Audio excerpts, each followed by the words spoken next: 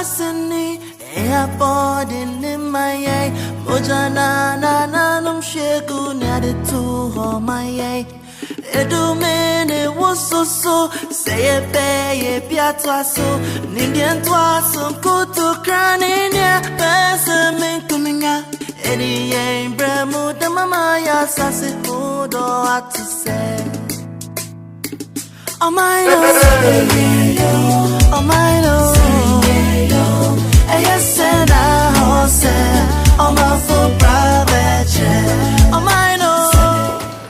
Good morning, everyone. I hope your night was wonderful. Okay, we'll move quickly to business. And we needed to do a topic yesterday that we were not able to do, and we moved that to today. It's going to be in three folds. The presentation will come, we'll look at cases, we'll look at questions, and this is going to be handled by a very experienced professional who is already seated. Then after that, we will move to balancing of competencies within project and program management, the military experience. And this is going to be taken by Lieutenant General Anopenu. Before we continue, I just want to take a short while to introduce the presenter for today. This very gentleman, or top-notch professional, holds PhD in Transportation Engineering from New Jersey Institute of Technology in the States. He has MS International Transportation Management from United University of New York Maritime College, Bronx, New York, USA. He has Master Mariner Class 1 Deck Officer from Regional Maritime Academy, Accra, Ghana. Other professional trainings that he has: U.S. Coast Guard approved hazardous material regulations, IMDG. He has SQL fundamentals of querying database. He has American Society for Quality certified Six Sigma Black Belt. He has a shipbroker and charter from Association of Shipbrokers and Agents. He has the Petroleum Tanker Safety Certification course. He's a certified marine inspector, Nautical Institute, England. His brief biodata: Dr. Gordon Tete is an executive management consultant and Lean Six Sigma expert with proven experience in increasing productivity, planning, and implementation improvements. He actually implemented and also brought so much into the DMAIC principle, that is the DMAIC. Dr. Tete has successfully developed Six Sigma deployment strategies and training for product and process development.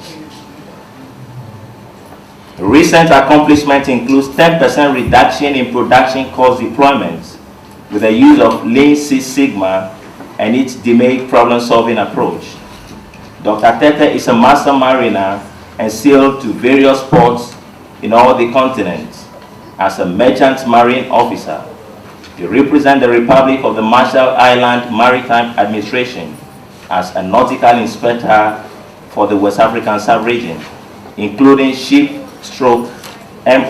safety and pre-registration inspection, ship registration closings, deficiency checks and follow-up inspections, ISO 9000 and ISM quality management system audits as per IMO regulations. On this note, we take the opportunity to invite Dr. Gordon Tete to take us through today's topic. Thank you so much. Okay, so I'm here to talk about project risk, cost, and quality assurance management. So this is in threefold: the theory, the practice, and cases. I'm very pragmatic, so I want to face issues, realities. So let's start with the theory. Project cost management is made up of resource planning, cost estimating, cost budgeting, and cost control. So these are the inputs like I said, these are basic theory aspects. So you have your work breakdown structure. That is very common in project management. Oh, I do teach MBA, Total Quality Management as well. That was not mentioned. Okay. So we have work breakdown structure, historical information, scope statement, resource pool, description, and blah, blah, blah.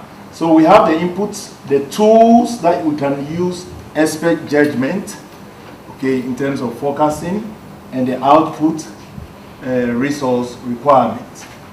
So that's for cost management, resource planning. Also for cost estimating, we have the same thing, the inputs, the tools, and then the outputs. Okay. For cost budgeting, we have the same thing, inputs, cost estimate, work breakdown structures.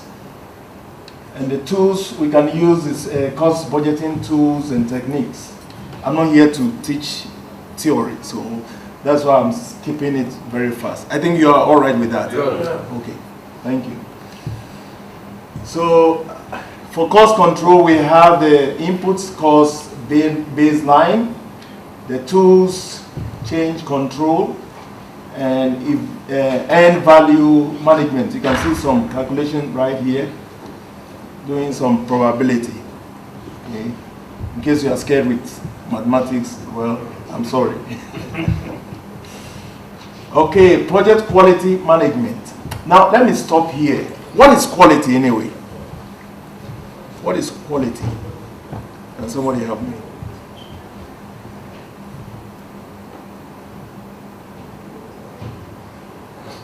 Oh, it's quiet. Well, I can say value. Value? Yes, sir. Conforming to accepted standards. Conforming to accepted standards. Standardization. Standardization. Okay, any other? Conformance with a given standard. Conformance to a given standard.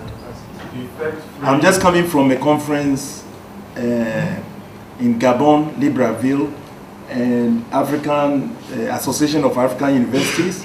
I mean, professors met, and you agree with me that our education standard is falling, right? Do you agree? That's an accepted fact. Yes. It's not falling, it has fallen. It has fallen.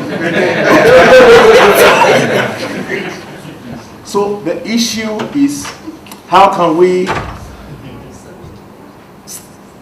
solve the problem? We have a problem, right? Okay. So how can we solve that problem? So we met, and trying to define quality was a problem. So I've heard all your definitions, but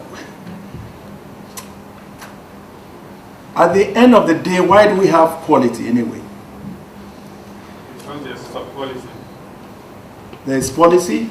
I said there's sub-quality. Standard regulation. Substandard. So there's substandard regulation. Yes.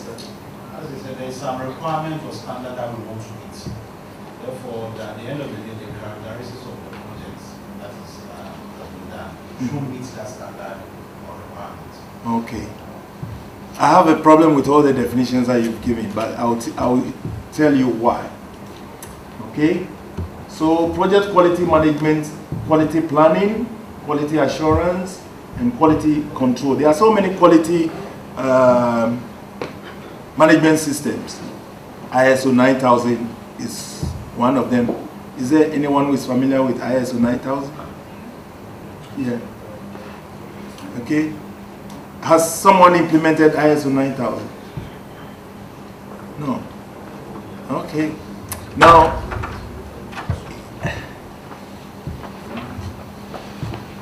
like I said, I teach total quality management. ISO 9000 is basically, like you said, standards.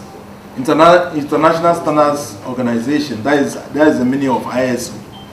Now, do you actually want to produce something, or you want to document it? At the end of the day, what do you want to achieve? Yes, sir. Yeah, I was part of the team that initiated ISO 9002 Yes. with the West African Portland Cement. That was far back in 1996. So I think the aspect of documentation is talking about the work that I do as a financial analyst has to be documented in such a way that the person next to me, or if I'm taking a leave out of the system, you know, whoever that is coming to take over the seat should be able to take the documentation without any cost for teaching or learning, or take that person through, you know, the system process, whatever. So how do you feel? No, you know, it Is was that what okay. you want to do? Is that why you were employed? No, that wasn't the, you know, no. Because the system realized that, you know, there was no a kind of standardization in the system, and that cut across production. You know, West African Portland Cement, WAPCO, now Lafarge, they are into cement productions. Okay. So they want continuity in line with quality control. Okay.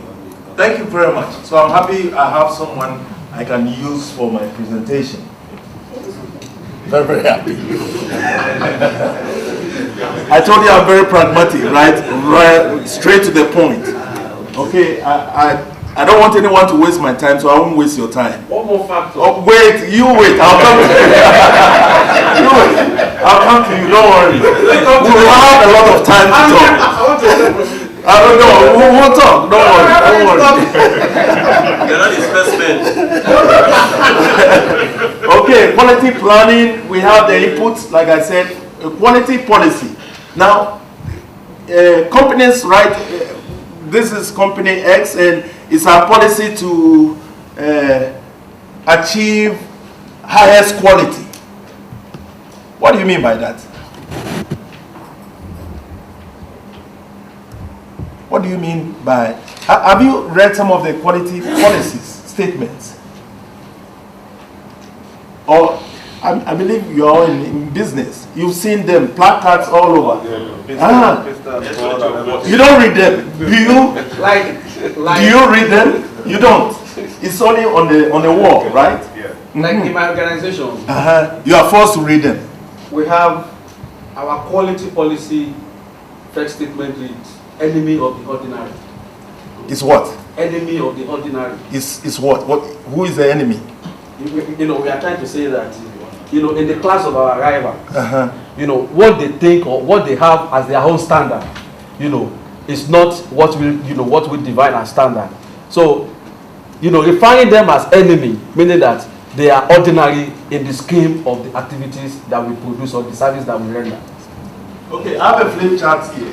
I'll be using it. So we are now struggling with quality. Okay.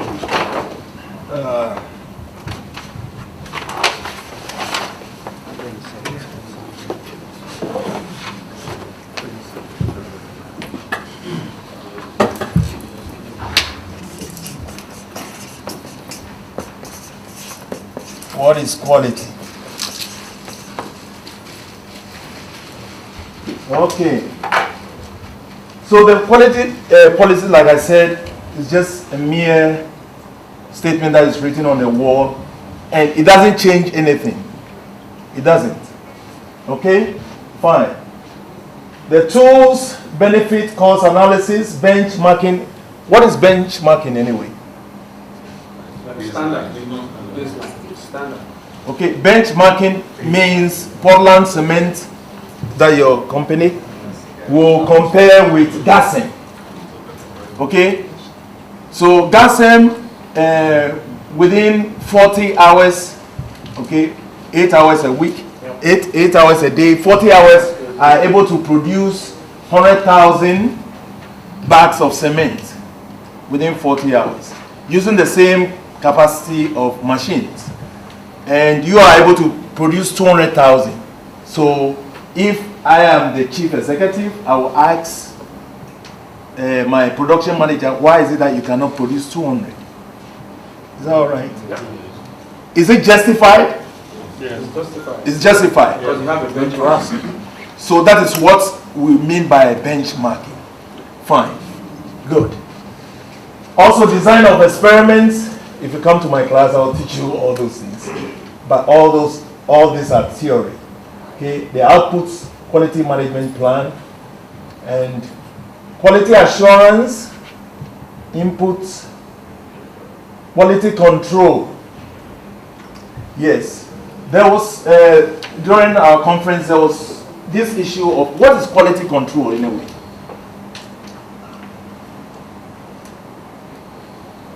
What is quality control? Yes, sir.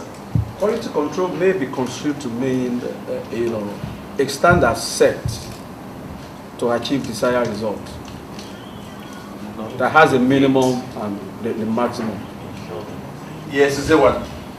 A standard set not to deviate from Standard set not to deviate. the expected. Yeah. Yeah, I think it includes the processes and activities put in place to ensure that the quality that is defined is met. A regulatory process laws, something like that. Okay. So it's all part of, but these are partial answers. Now, that's why we are here. Quality control means your quality process is stabilized and we have to control it, put it in control. And there are tools that we use to control our quality. Some of them is a Schuhart control process. I don't know if you're familiar with that, but I'm not here to teach theory, okay? I'm here basically to expose, to help the industry, is that correct? Perfect. Okay, fine.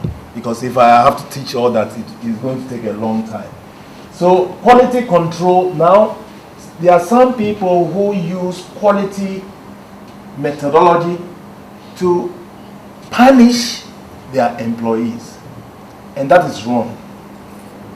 Quality management system is not to punish anyone. That's why most quality initiatives fail, especially in Africa. What's the use of quality? Quality is to improve the process. I'm a lecturer, and I do take a survey from my students, okay, of my delivery. Now, some institutions use that to penalize lecturers. And in fact, I'm doing a research on that. There are lecturers in NYU, New York University. Okay, a lecturer tries to be strict and disciplined, and students don't like it. How many of you know that most of our students are in for the certificate alone? Most of them. 95%. Are you aware of that? Yeah, sure. Okay, so this is a huge issue. MBA students, you've paid money, $10,000, go into a classroom and look at the lecturer, that the lecturer should give you a certificate. No, that should not be. But that is the attitude going on now. Okay, so the result is people have MBA, they cannot perform. Yes. You're right. They cannot. Because they didn't go there to. I have MBA students, when I teach them, oh, say, we beg you, it's enough. What you've taught is.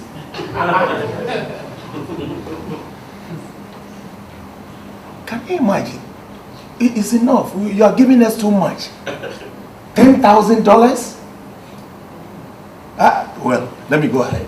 So, quality control, we have huge issues, especially in Africa. And it's about time Africa takes quality serious, otherwise we won't get anywhere. We will not get anywhere. Not until we realize the effect of quality, because quality is cost. It's expensive. Now, I'm not talking of the implementation. The lack of quality is more expensive. It's more expensive. And that's why so many companies are running down. In Ghana, there are several examples. Ghana Airways. I hope there's no one working in Ghana Airways.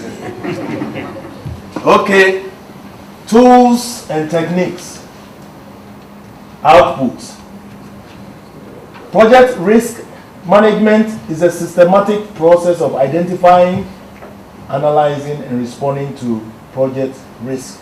Like I said, I'm going to skip all of these theories and get into real cases. Okay. Now there is qualitative risk analysis. Qualitative means subjective. Okay, I can pass a survey here, and everyone will give his or her own opinion. That is qualitative. And there is also quantitative. Okay, that is crunching the numbers. That's what I love most. I love crunching the numbers. Okay, we can use Monte Carlo simulation. Okay, and numerical analysis. That's why we have the computers anyway. Do you agree with me? I'm trying as much as possible to veer away from issues, but our government has issues, right? In Africa.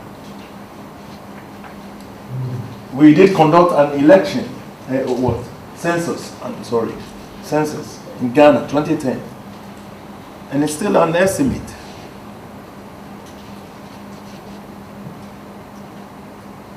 Why?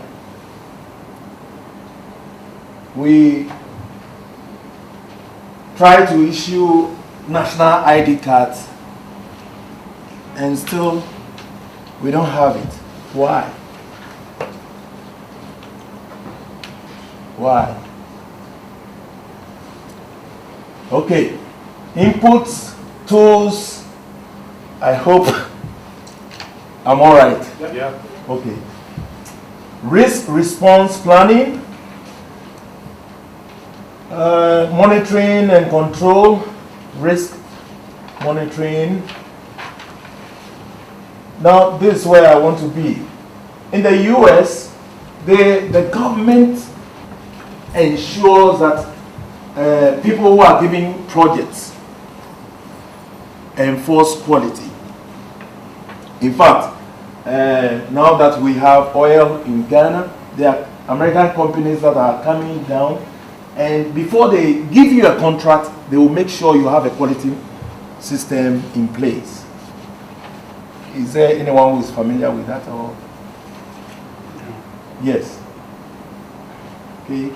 So you need to have a quality management system in place before you be given a contract, because they want to ensure that you will be able to do what you said you are going to do. Okay? And quality, one aspect of quality, some people define it as fit for purpose. Fit for purpose. But I have a problem with that definition as well. Because at the end of the day, who determines quality? The customer. The customer perspective. So fit for purpose, let's see that definition. I want, my neck size is about 17 inches. You are a tailor and I came to you, I need a shirt. I gave you the material, you have sewed a nice shirt, but guess what, the neck size is 15. Is it fit for purpose? No. Waist. But it's a shirt, right? Yes. But it doesn't fit me. Standardization. But according to the standards, yes, it's fit, but it doesn't fit me. So quality should always be determined by the customer. What does my customer want? And when I teach total quality, I ask my students to practice that in their house. Married people, ask your wife, what? Right.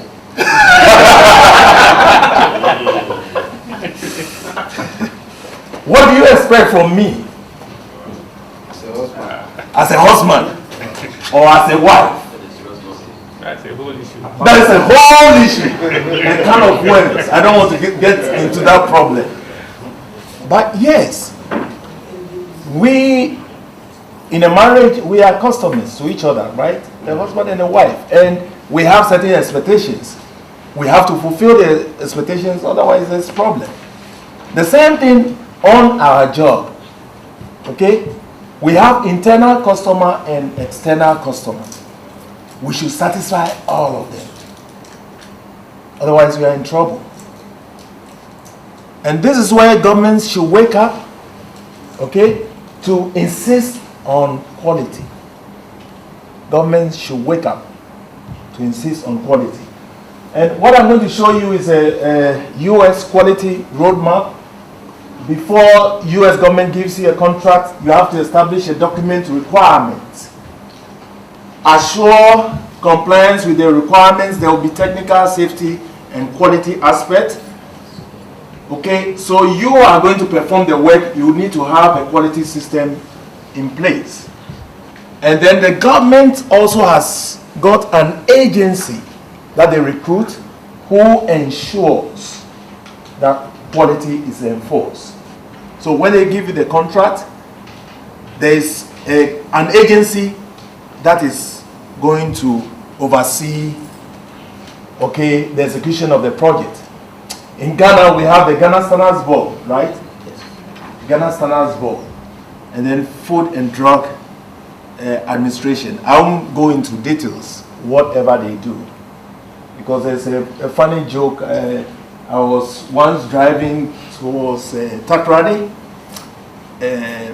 just past Cape Coast, close to a village, and there is a speed limit, okay, placed there, because if you're getting to a village, you should reduce speed to about 50 kilometers.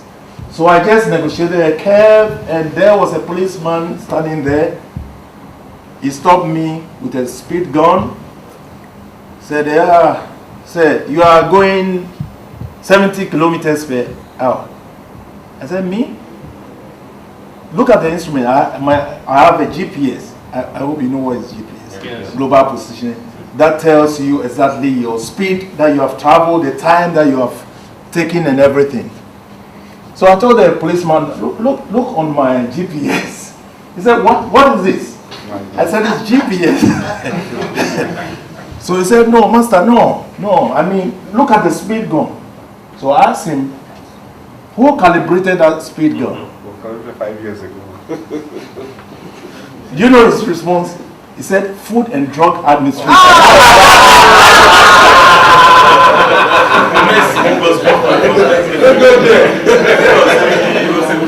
If Food and Drug is calibrating your speed gun, of course, then I will be going over speed, of course. Oh my God. Okay, we have issues here. Okay, so all these are there to prevent. Don't crack this joke again. But that's the issue on the We have ground. journalists now. Wait. That is the issue. That is the issue on the ground. Okay. That is the issue. Food and drug. Yeah. Okay, fine. So government contract, that is the US government contract quality assurance is not optional. It's not. And quality, I said in that conference, quality is not optional. It's not a matter of if I like it, I'll do it. No, you must. Because quality is going to reduce cost in the long run. And how many of us want to run at a loss? Okay? So quality is very, very important. It's not optional. Now, let's go through some of their regulations. Federal acquisition regulations. Contract requirement, quality requirements. Now, requirements in the contract relating to the quality of the product and those contract clauses prescribing inspection and other quality controls incumbent on the contractor to assure that the product conforms to the contractual requirements. It's incumbent on the contractor. It's your responsibility to ensure that whatever you produce is quality. Fine. And I just want to skip that and move on because it looks like my time is going. So, risk. Look at this joke here. It says, I think it's time to brainstorm some creative project ideas. The hand is already done. Al-Qaeda is after you. You see? So that is too late. Some people wait until the harm is already done, and then we do damage control. Okay? Quality should be built into the system. It should be built. And I have a problem with people who fall on inspection to achieve quality, and I will show you why. That's where I will pick you on. Okay? Determination of risk considers the likelihood of non-compliance, the consequences. There is also document review for these all US requirements. I don't know about Ghana, whether if contracts are, you have to educate me on that. Okay? Or Africa, I believe they are Nigerian. Do the governments require quality? Yeah, in certain ministries, yeah. I think it's a function of, who is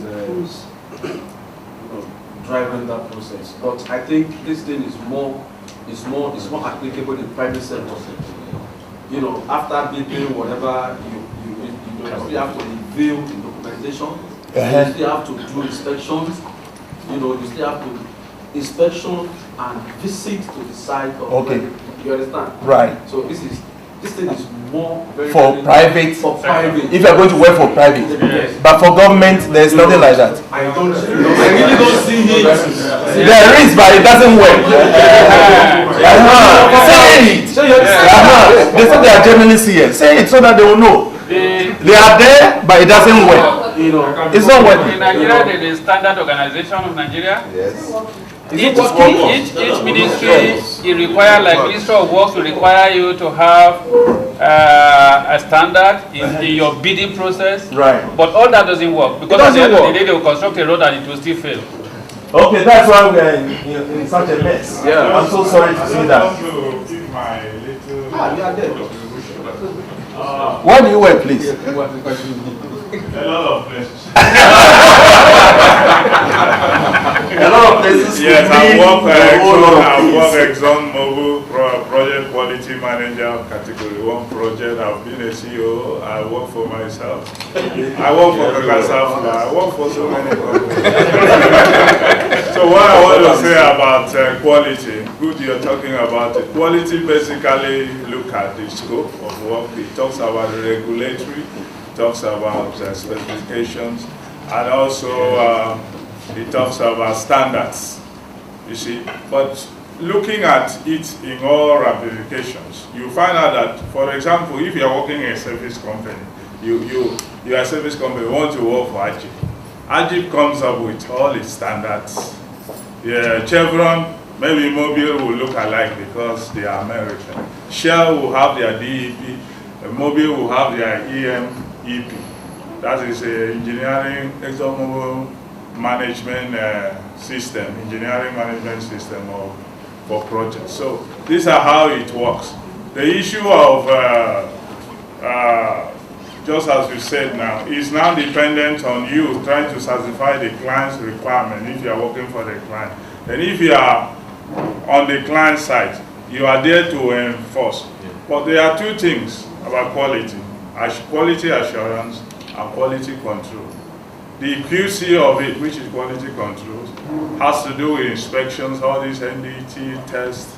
Then the assurance has to do with the manual, the system, the management system in place, the operational system in place. All those procedure method statements and verifications, check sheets, reviews. How many minutes was?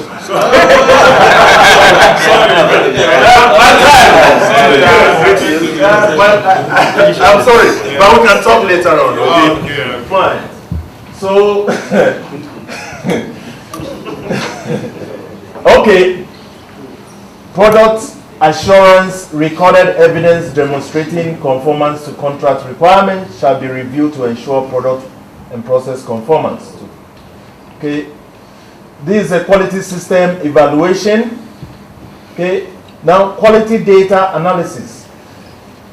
This is also one of the requirements in the US. The data that you use should be analyzed Because data can be data, you know. There can be bad data and good data. Are you with me? Yes. Okay. Depending on who collected it, okay, and the circumstances. Fine. Okay, so now non-conformance, in case I do inspection on ships, okay, and it's all documentation. Captains will tell you these days there's something like sea life. All that you have to do is documentation. Paperwork. But my problem is paperwork doesn't ensure quality. Is there anyone who wants to take me on? Paperwork doesn't ensure quality. It's mere paperwork. And people can forge the numbers. Because that's what you want to see, right? To feed them. Okay, let's go on. My time. Fine. So let's look at this joke, okay? The jobs people work at. Out west near Hatch, there's a Hatcher bee watcher. His job is to watch. Is to keep both his eyes on the lazy town bee. A bee that is watched will work harder, you see? Well, he watched and he watched. But in spite of his watch, that bee didn't work any harder. Not much watch. So that's the guy who is supposed to watch the bee. He watched the bee is to ensure that the bee should work harder. He watched and watched. The bee didn't work harder. So they decided to have more watches. Joke. Inspection and inspection and inspection. Okay? And can somebody read that for me? One of my favorites. Dr. Deming, he went to Japan, and I'm sure you are aware in the 70s, Japan was the best in almost everything. If you want quality, you go to Japan. Is that all right with you? Yes. Yeah. I mean, in the 70s, 80s, they were on top. It was Dr. Deming who transformed their society. And he says, cease dependence on inspection to achieve quality. ISO 9000, that's what you do. Hire an external auditor to come and look at your process. So you are waiting when the auditor is coming. It's wrong. It's wrong. It's wrong. Okay? Eliminate the need for inspection on mass basis by building quality. Quality should be built into the system. It should be part of the system. I'm a process engineer. That's why I'm stressing on that so much. So quality should be part of the system. You don't have to wait for inspection. Because guess what? If we are manufacturing something and we wait till the inspection, what happens to all those that we have manufactured that don't waste? Where does it go? It's extra cost, right? Yeah, a rework and extra cost. Rework and extra cost. Who pays for that? Okay, so quality should be built into the system. Another quote, quality is never an accident. It is always the result of high intention, sincere effort, intelligent direction, and skillful execution. It represents the wise choice of many alternatives. William Forrester. Now, so that's why I have issues. When is quality, or companies want to embark on quality management system, they always leave it to the subordinates, right? As if they are not included. But before quality system will succeed, from top right down to bottom. And let me cite an example.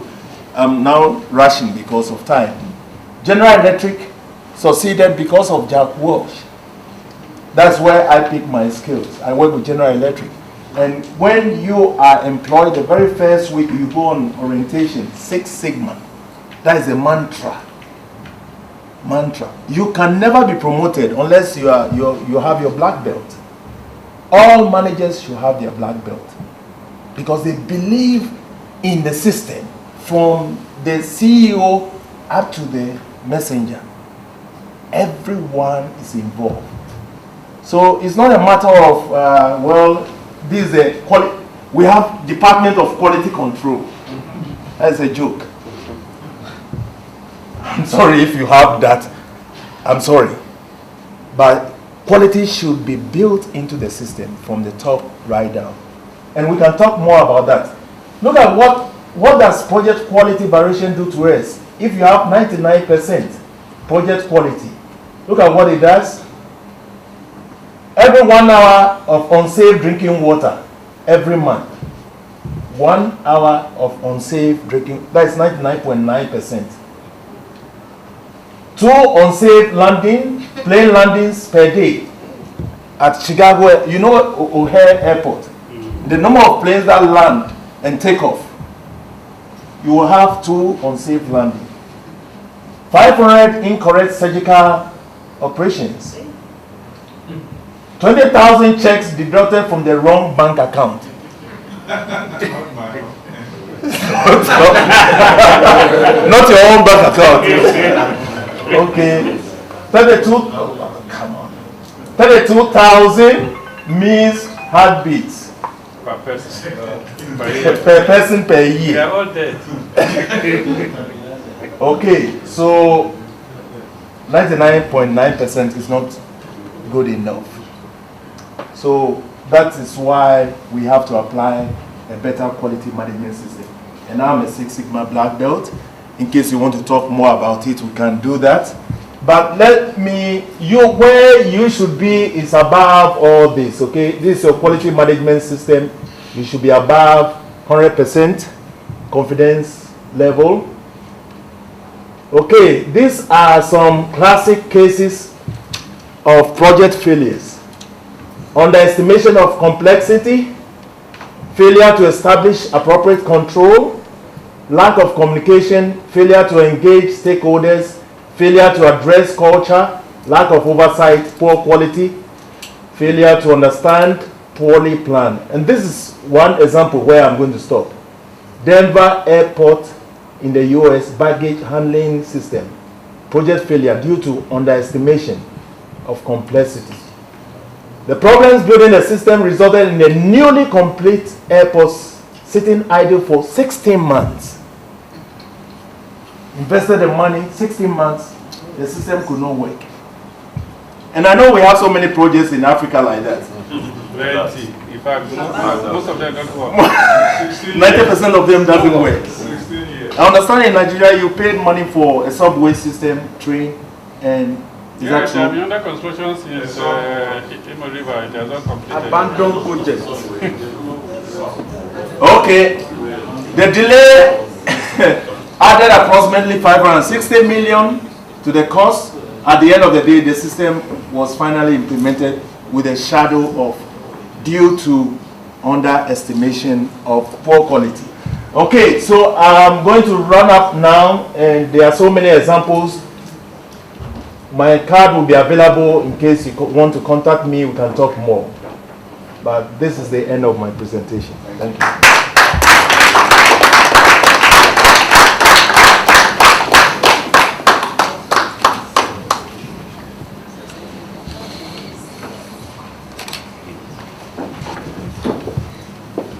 Thank you. Remarks and questions. So the floor is open. Yeah. Any questions for me? Any question? Any remarks? On this aspect that we just deliver on, it's a key area that I manage in my organization. My name is Femi Omidele, Olufemi Omidele Dedu. I work for DDB Lagos, DDB Worldwide Communications. It's an advertising and media communications, and we're based in Bihar. I am in charge of total project management, and my job description is project management accountant. And that aspect is a key aspect which I manage. But the time allocated is so short. Look at the yesterday PPA presentation, well enthusiastic. And today's presentation, I saw so many things that you feel, you skilled. But these are the areas that some of us that are not accounting oriented, would like you to delve into for analysis and for use in our various engagements. You get?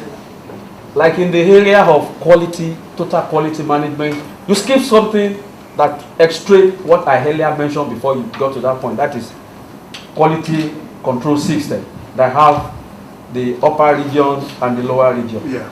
You know, in the practical life, you know, you made me to realize as part of my learning curve that 99.9 is not sufficient enough.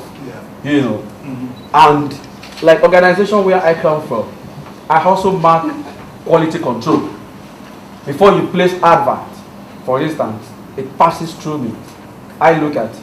I look at the cost estimations, and I look at who are those, that is the client contact. I mean, the person interface with the client. Is he in line with the brief that you receive from clients? Okay, You get it? so go straight to the point. So my analysis is this. I mean, my main summary is, you know, I think there are 2 or more areas that need to be more explicit. So that is the aspect of the quality control. And you didn't even talk about the cost. Okay. Yes, the cost. The cost of what? The cost, that is project cost management, as it is captured in the title. Yeah, but thank you very much. I told you my presentation is in 3 parts. I showed you the theory aspect of project cost management, right? Yeah. So, and then I went on with the practice. I gave you an example of the US government contract requirements. And then there were several cases. But because of time, I couldn't go through all of them. I don't have the time. Okay? I wish I had the time.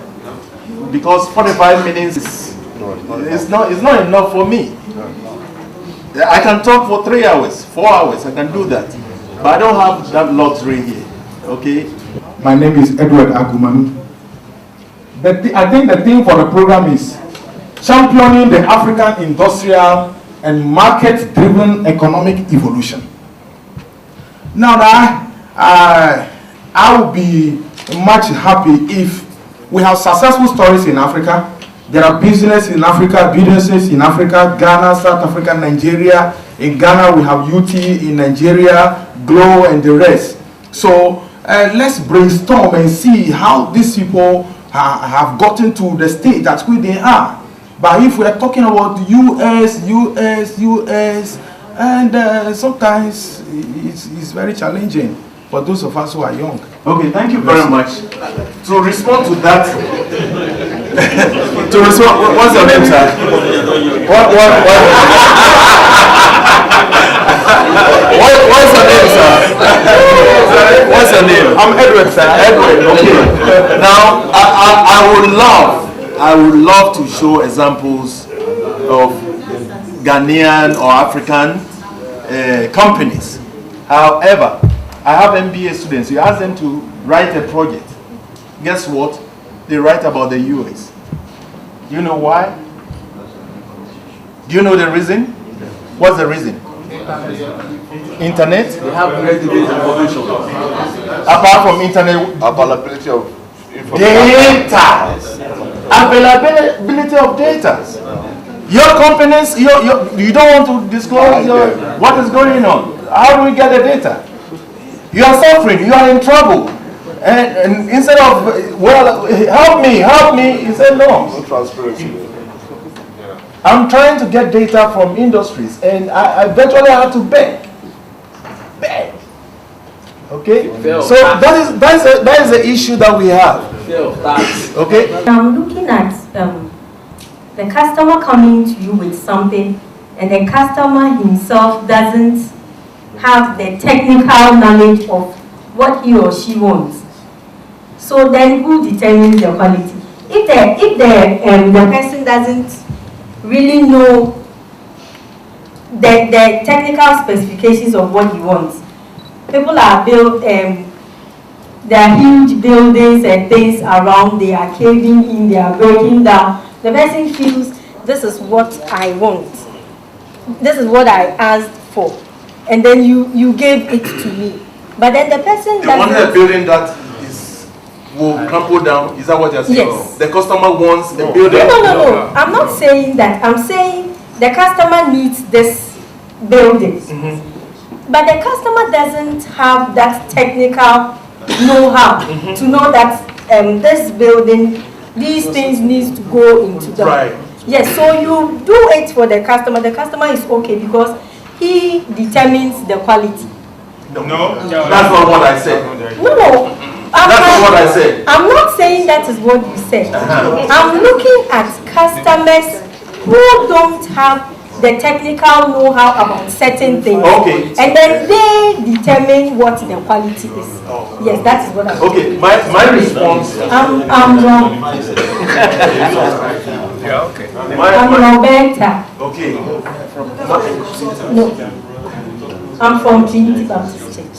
I work as an administrator. Okay. So my response to that, in terms of defining quality, the customer wants a building. Okay?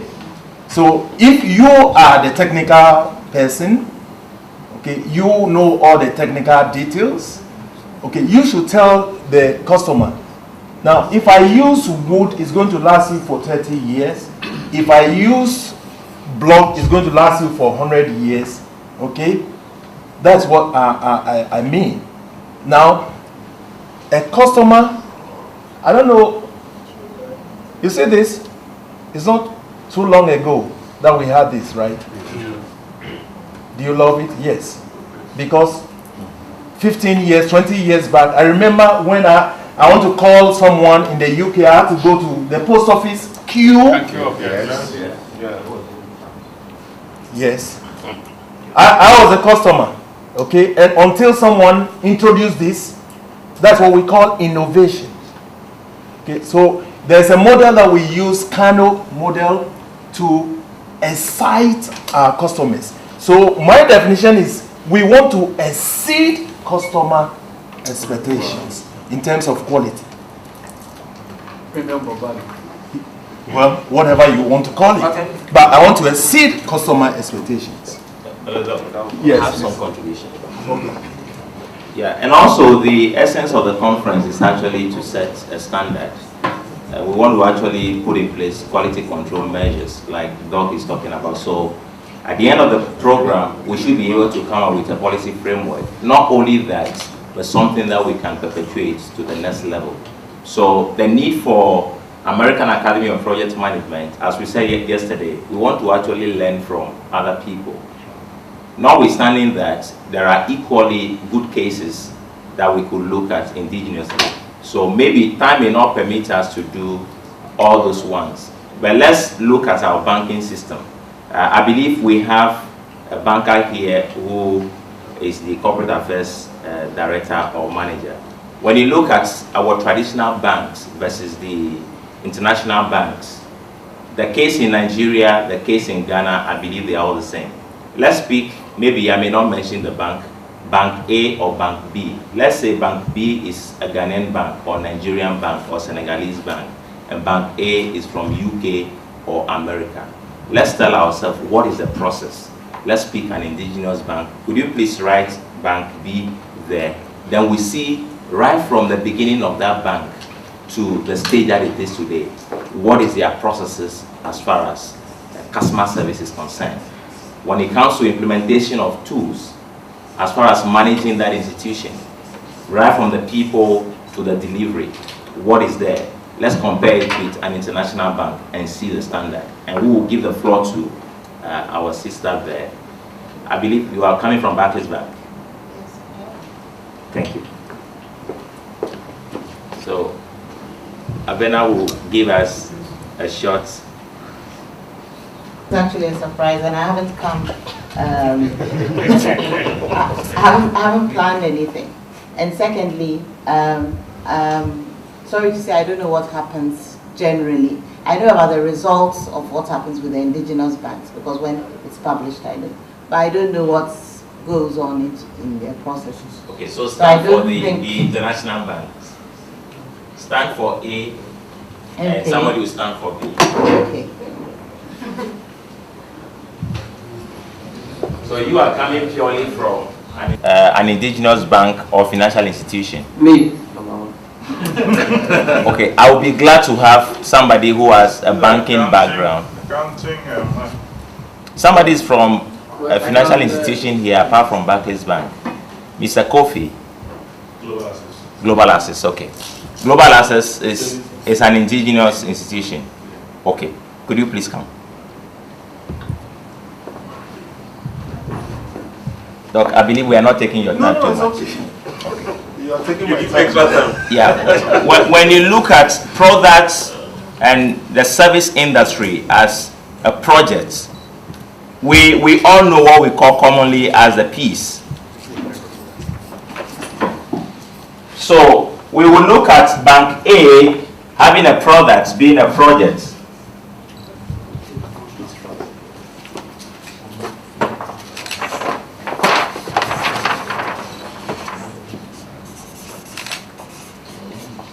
I will Bank B first.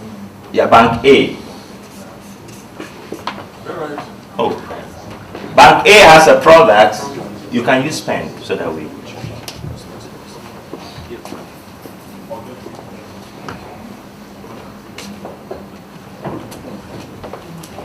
You use it, use it. We are going to use the common things that we know as 4Ps or 7Ps to do a very practical analysis now to see what Doc is talking about, whether we are doing that as an indigenous institution or institutions or the foreign ones. Let it. Come on, please. Sorry. We look at products, we look at people, we look at price, we look at process, we look at place, we look at physical evidence, and the list will continue. Now, can you please tell us one of the products you have in your bank? As okay, thank you.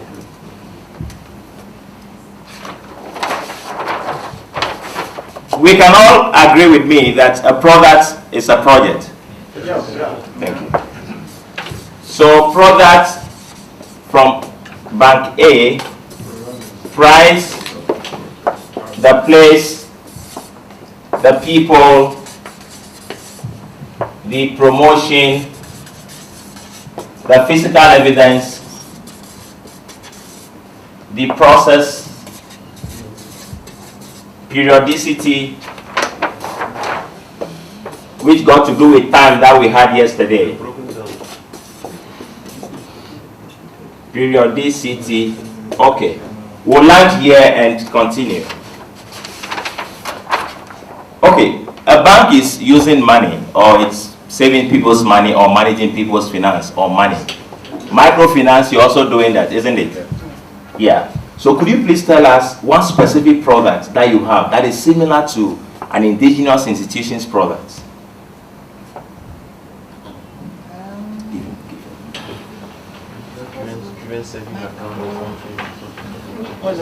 Okay, you have I need to think. I need to think. Maybe one of our micro products. Fred, do you have any of our micro products? SME. Okay, so Fred, you could support. We want to look at something practically now. SME products. SME products. Small, do you have SME products too? No, I want us to see a product that you have that agrees with the products that they have as well. This guy is in savings. Right? He's in savings. Okay, you do savings. Yes, we do. So let's compare savings. Okay, savings. Okay. Okay, so now, when you look at savings as a product or project, now, what I want to look at purely the process. The deposits, but I want us to look at the process of and the fiscal the periodicity. Okay, so we're talking about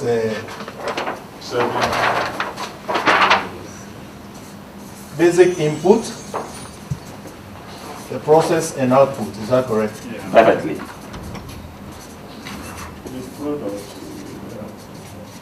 So for savings is deposit, right? And then you process and you do give what do you call it? Interest? Yeah. Interest. What percent? Please. That's a comparing. Okay. We talk of initial deposit. Okay, interest. How much interest? How much interest? we can't give a definition because it depends on the type of savings account.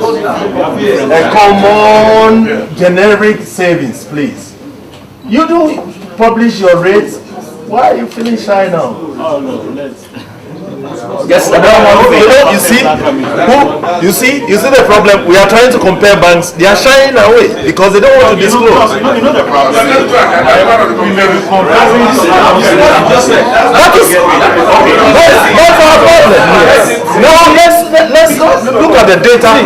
You see, Doctor, yes, please. Okay, so we'll finish shortly.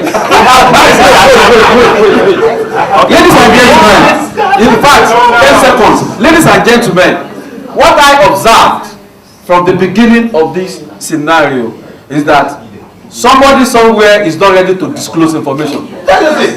And if that is the case, there's no way this thing can be more practical. Africans can have data. You get so what happened outside, you know, we begin to see the mirror image right here. That is the reality. If I may come in. Okay, thank you. If I may come in here. Okay. Because very difficult. When you talk about the data you are seeking for, there is nothing that can be hidden. We give monthly periodic report to Bank of Ghana, so we don't hide it from anybody. The point is we are comparing apples and oranges here. This is Barclays, a multinational bank. If it was a Stanchart person standing there, I would have been more comfortable.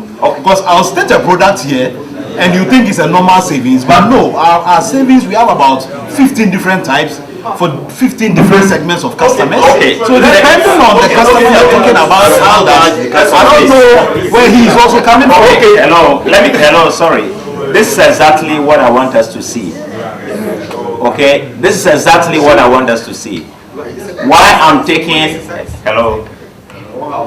taking this institution and the multinationals already should tell us that multinational is far advanced. I'm not using Stanchart and Barclays. If it's two multinationals, you may even be at par. So the issue is, do we have the standards for the indigenous institutions? Some are just 2 years, some are just 3 years, some are even learning from experiences. So they swim through mistakes and learn from the top together. Notwithstanding, we just want to say that if you want to look at the process that they use, it's well organized. But you'll be surprised that if you go to institution B, I'm not mentioning your institution anyway, you'll be disorganized. Even your money that you are saving in there, at times you not have the confidence. At times even the building, I was moving the last time and I saw something microfinance. When we drew closer to the building, it's some small building somewhere. So I asked myself, how can somebody deposit his $1 billion US in here? That is what I'm talking about, the physical evidence. So the essence of what I've just done is not to compare your bank standard with this by putting them in the same platform, but rather to set the record that the multinationals, what they've been able to do, the standard, if it's not even 100%, it's very high. The local ones, you find it very challenging. Even the CEO, he could just wake up the next day, either the husband or the wife, some small slap, then the policies will be changed. You know, so those things are very fine. So you will find it very difficult, not even challenging, to follow such platforms. So thank you so much. This is what I want to say.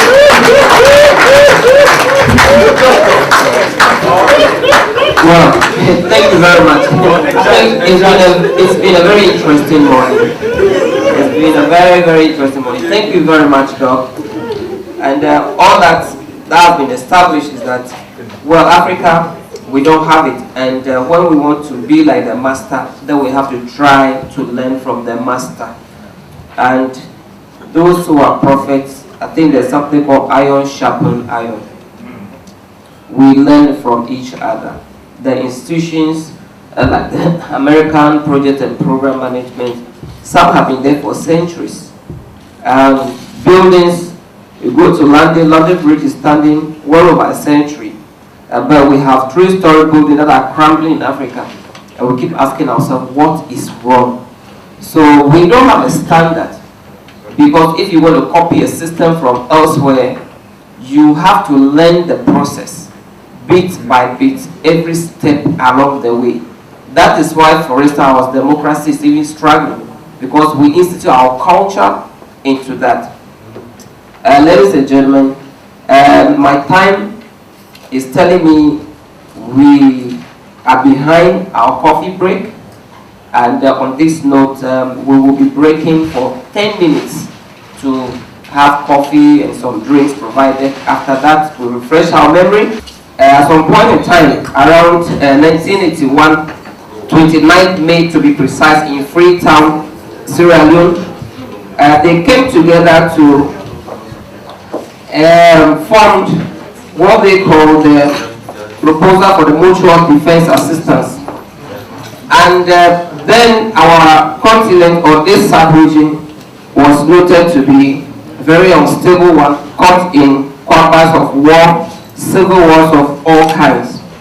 Ladies and gentlemen, in the early 1990s, with Liberia on the verge of destruction, several civil factions in that war, we know that the Appmc intervention force was put forward.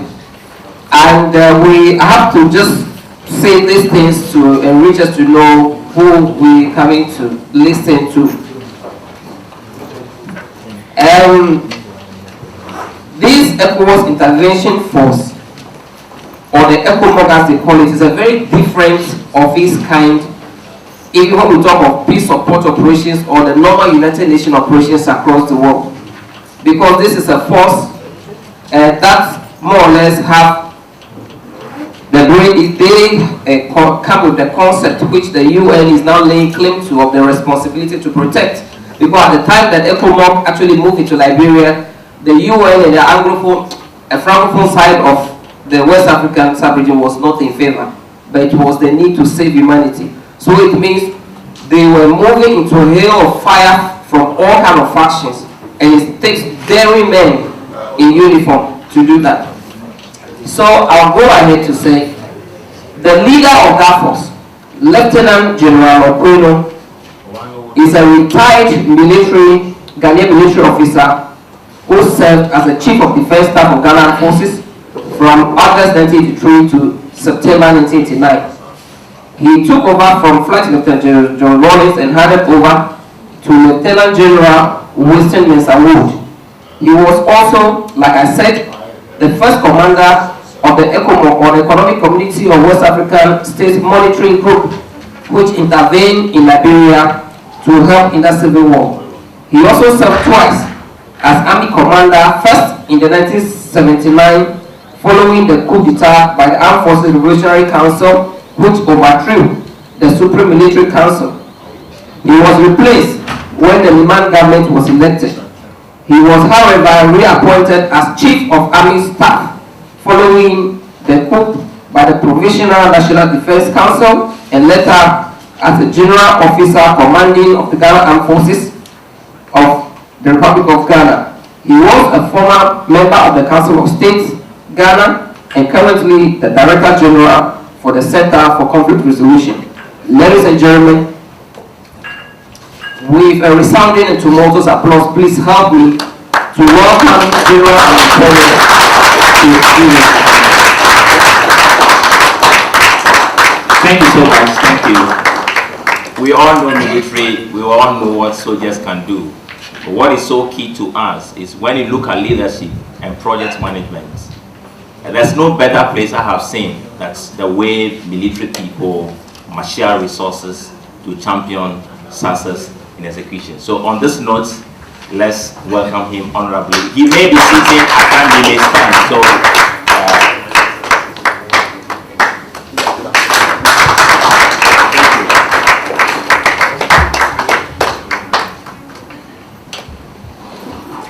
good morning, Mr. Chairman, ladies and gentlemen.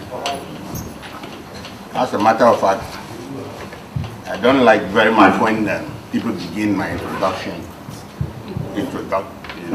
me with this ECOMOG. It begins to look as if it's the only important thing I've done. But later on, he said I was Army Commander, I was Armed Forces Commander, Chief of Defense Staff, Army Chief. Exactly.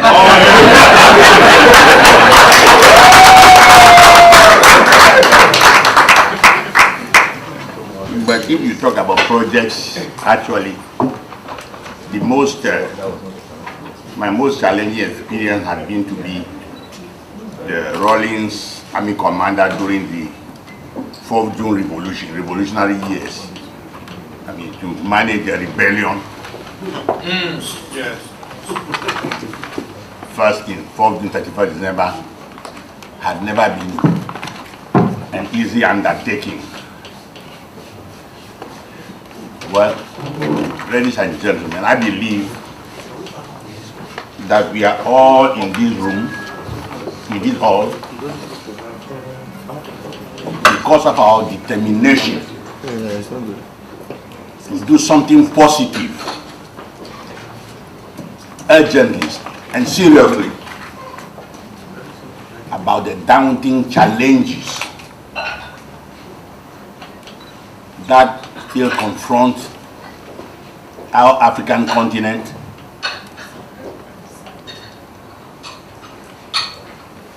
in spite of our most dedicated efforts to date. We are also here, I believe, to determine how our African continent's project management endeavors can be made to reflect the real African condition. To this end, I have to state from the onset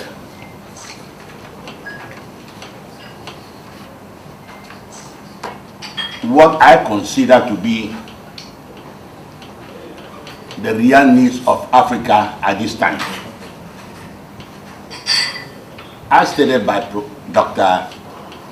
Donald Agmenu yesterday,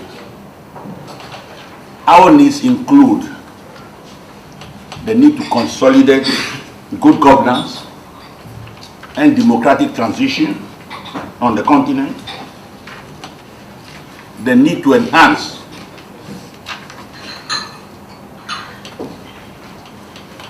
our continent's competitiveness and integration more completely into the world economy,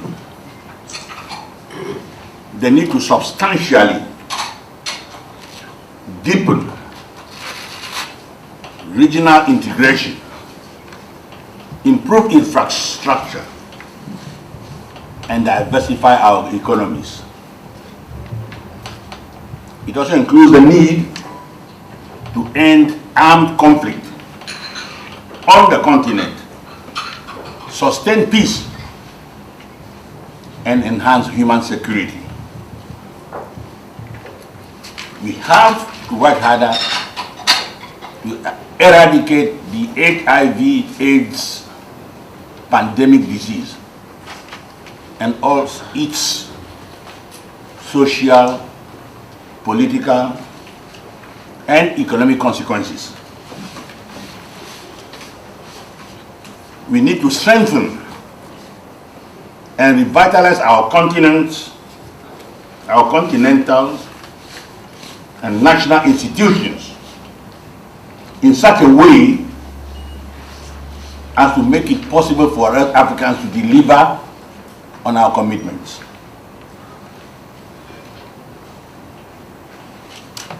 It is on account of the need to overcome these challenges at the shortest possible time that effective project management or effective command of an enterprise, of a military campaign, gets underlined in our overall continental development equation. As a matter of fact, this requirement has now become a very compelling continental moral obligation. It is this obligation that makes it necessary for us to place the wit and wisdom of every able and willing African on board for concerted and combined responses to our problems. Obviously, there is no time now in Africa for the continuation of our overindulgence in wishful thinking and armchair criticisms. That is why I'm happy to be brought on board this way to participate in this very important conference. The topic that I have been asked to speak on has been stated as the enhancing of competencies within project management, the military experience. This topic sounds very profound, but my straightforward military mind tells me that all that I'm being asked to do is to discuss how the military uses knowledge, skill, competence or expertise to maximize its management or command effectiveness.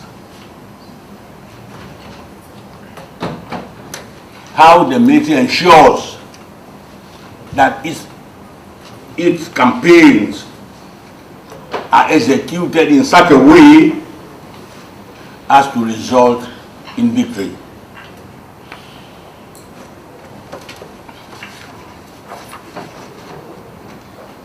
As was highlighted by the various speakers yesterday and today, effective project management requires the deployment of various skills or competencies, including expertise in research, data collection, needs assessment, information analysis, policy formulation, planning, project development.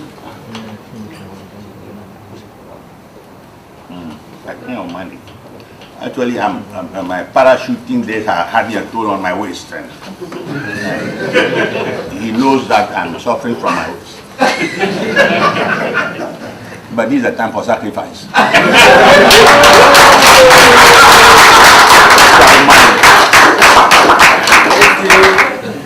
You also need expertise in budgeting, in the various fields of management endeavor, risk management. What do I told? There are so many fields in management, and we require expertise in those fields. Effective command of a military campaign also requires the deployment of similar and other skills. These skills are required in the military for the gathering of information accurately, continuously, comprehensively, selectively, and fast. For the development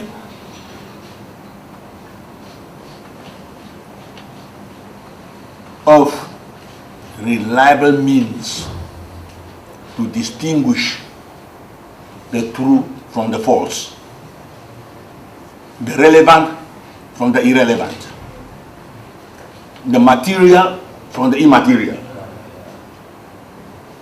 For the conduct of analysis and for the transformation of information into an estimate of the real situation. Not a situation that existed 25 years ago. Expertise is also required as in civil life for planning to determine objectives that are not only desirable, but that are also feasible for determination of alternative courses of action and for the issuance of orders that are clear and unambiguous and comprehensive. The skills are also required for effective monitoring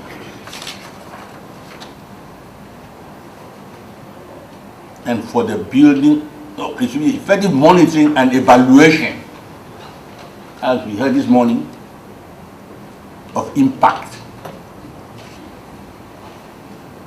outputs, outcomes, and impact, and for the building of networks to ensure sustainability of the project or the campaign. The military assures the balancing, or as we call in the army, the coordination of the various skills in a variety of ways. Coordination of balancing in the military is effected through our insistence or our emphasis on the development of team spirit and teamwork, through our strict adherence to the code of military discipline, through our unshakable belief in the use of vision statements.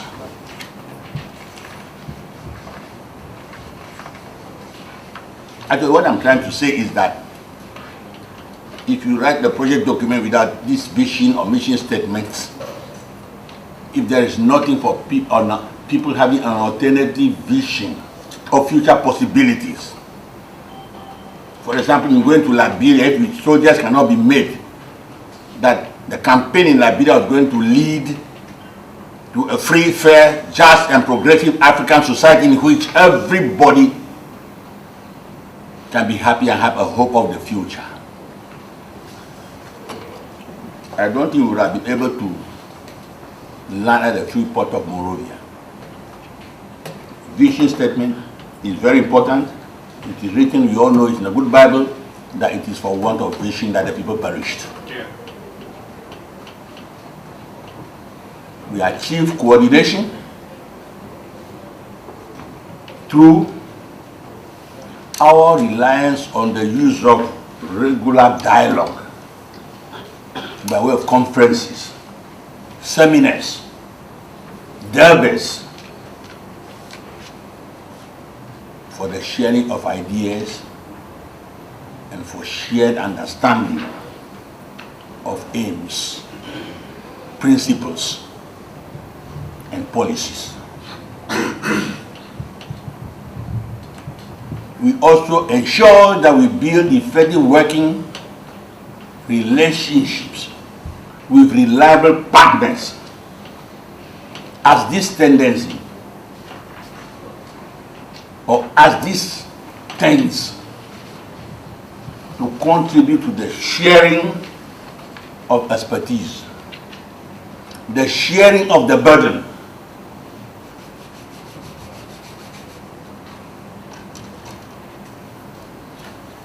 division of labor,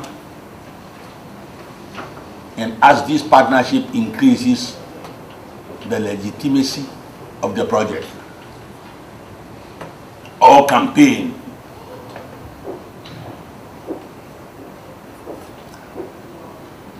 Like in the Liberian peacekeeping operation, because so many minds were not brought to bear and coordinated in a responsible fashion. When we saw the Francophone going one way or the Anglophone going another, the Liberian campaign was nearly aborted.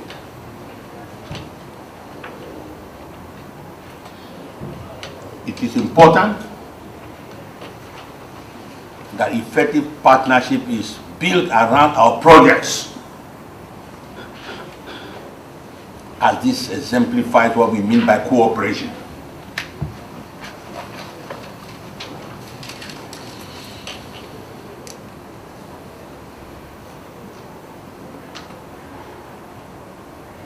Before I conclude, I would like to re-emphasize the relative importance of leadership in our overall project or campaign management.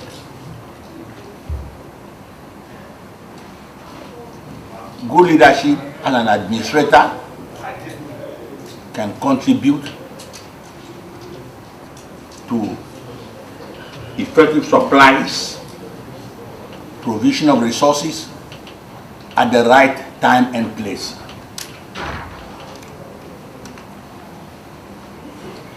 Leadership as a manager can result in the implementation of projects.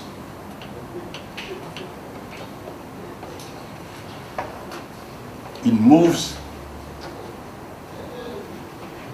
action from that of planning, coordination in the office to the field.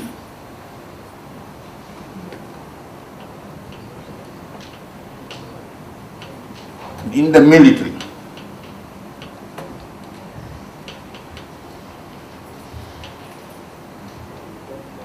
campaigns and projects are not only brought to a fruitful conclusion because of our efforts at coordination.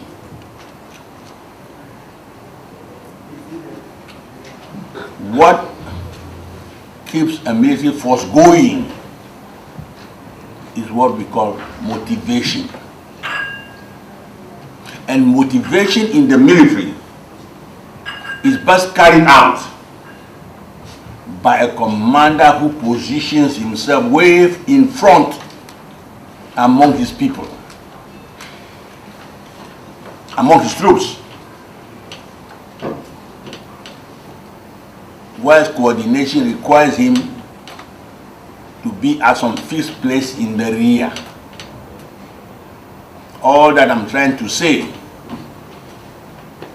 is that project managers should consider the issue of motivation as well as that of coordination. So many projects in Africa end in failure because of this failure to include motivation. How do we feel when a project manager achieves concrete results? His project can be seen, but nowhere will his name appear on the building. Only the one who opened it.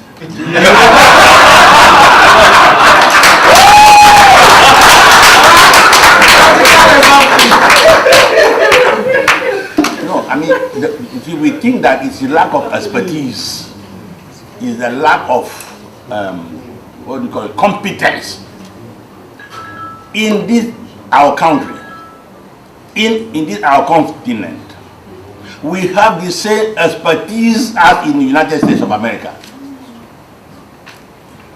But the difference is that Japan, United States, China, the countries we have been quoting, have got so many societal values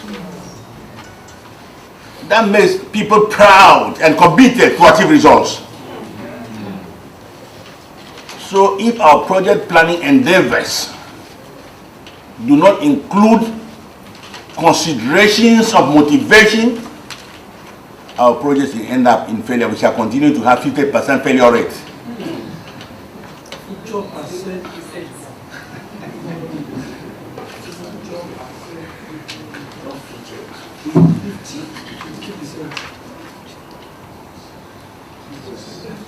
I've gone about this subject in a very sequential way, because when in the military you ask anybody to talk about any subject under the sun, in the military, you go back and talk about justification first. I believe that if I don't talk about the needs that needs to be tackled, any talk about how you use knowledge will not find a place, will not be justified. That is why I went about the subject this way. And there are so many other things I just mentioned. So many facts I mentioned. Actually, I have noticed that if you only give you 30 minutes and you keep on explaining the facts you are mentioning, you will be, it will amount to indiscipline. I'm given 30 minutes to talk about this subject. So I think I'm already exceeded, and I want to thank you all for the honor.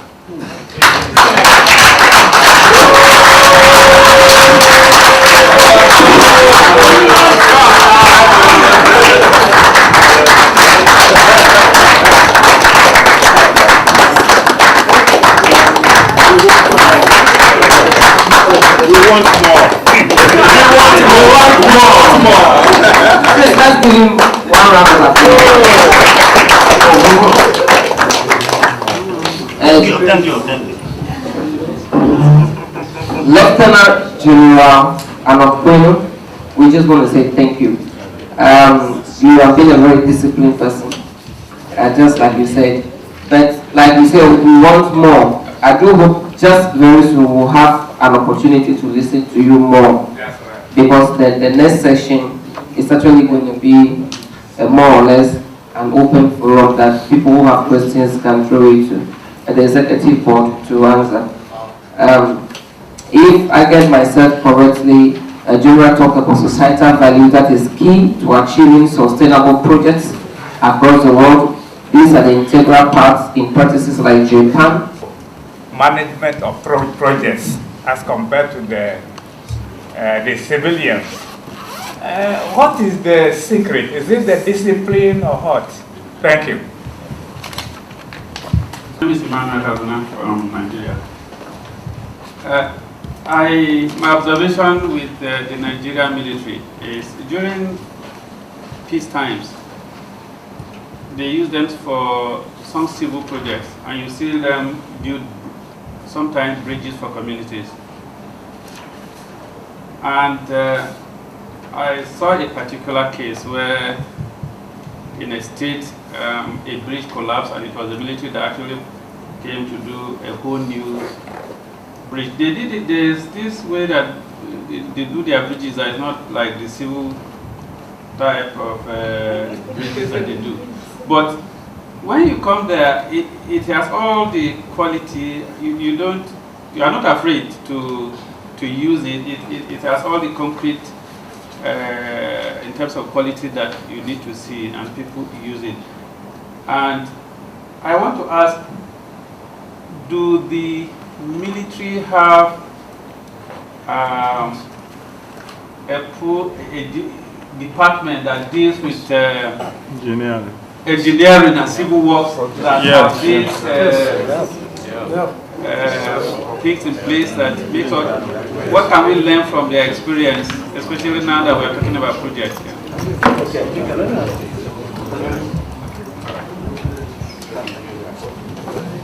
My name is Ken Ambosha from Nigeria.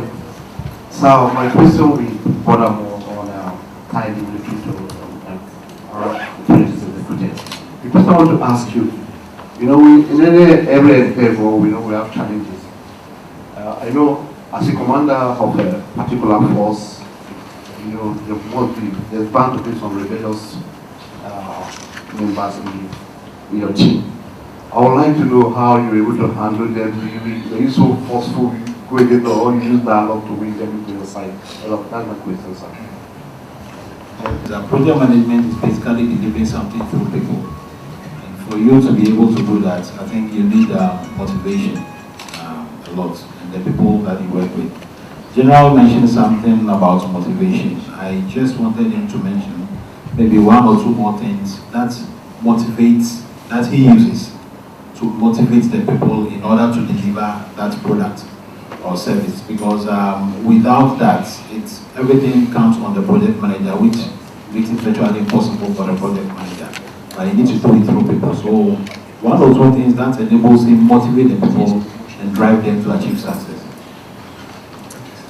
Last question. My name is Kole Fabmi from Nigeria. I'd like to look at it from the other aspect. Have you had any time whereby you embarked on a particular project and it didn't deliver or it was abandoned? If that is the case, why? And what can we learn from that? Thank you.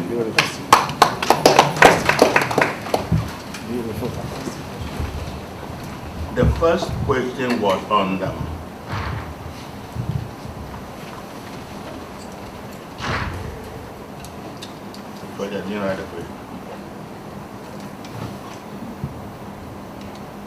Please, if the first question can be repeated. Yeah, I'm saying that it looks to me, it appears to me that because you talked about motivation and other elements, the civilians also mention these things, but you are more successful when it comes to the management of those projects. What is the key? What is the secret? Is it the discipline? Thank you very much. I have seen that all projects in this world collapse when the people were not working towards a common purpose. As I told you, the Liberian operation nearly collapsed, ended in nearly ending. We were nearly withdrawn only because there was no unity of command. In fact, so many units were receiving direct instructions from home government. And as I told you, Anglophone was saying one thing, Francophone was saying another. Projects end in failure as a result of communication and other confusions. I have not seen anything else that had aborted a project more than this. Even those who are Christian here know that there was a certain project to build a tower. Yeah, as soon as there was confusion in their ranks, saying their tongue, they all started working across purposes. Yes. That was the end of the project. Now, I talk about discipline to you. Discipline is important for us only because of one thing. Discipline, as you know, is a word that comes from disciples, the student, the follower. In fact, commonly when you're in university, they'll ask you, what discipline are you reading? Discipline is not a question of force. It's a question of knowing and believing in something higher than self. When you have this in you, you do what you need to do. You don't care whoever is looking. You do it because of duty. Duty is anything which you do on account of your conscience. Not because of anybody that you punish. Discipline is not punishment. The aim of discipline is to ensure that a body of troops with different units, different beliefs, different people, with different parts from different parts of the country, they all act as one in obedience to one command. That is the essence of discipline. When you have that, nothing can stop you. Now, there are so many ways of going about it. And I have been asked a question in that respect, but I want to tell you that one of the key ingredients for success is discipline. Another one is capacity to budget well, or capacity to receive your budget. Do you think that if somebody is guarding your house and he tells you that he needs a hole to guard, you won't give him the money? You will give it to him. I think that we are much more successful in getting funds than for civilian projects. Yeah, you need resources. And these resources are important. In fact, one of the skills we include in the military is fundraising skills. If central government cannot provide your wherewithal, and the project you are doing in the country is for the benefit of society. I am saying that when you have good fundraiser amount in a project team, this fundraiser can go to so many institutions and you get funds from the project. I came from Appmc. I was able to establish a conflict resolution center because we are taught how to be convincing. I only went from office to office. I had got my project plan. I have the land. I have the design. I have the costed. So I went to the bank. I said, "Good morning, sir. I'm Gerano Queen, but I just came from Liberia. What's happening there? Not a joke."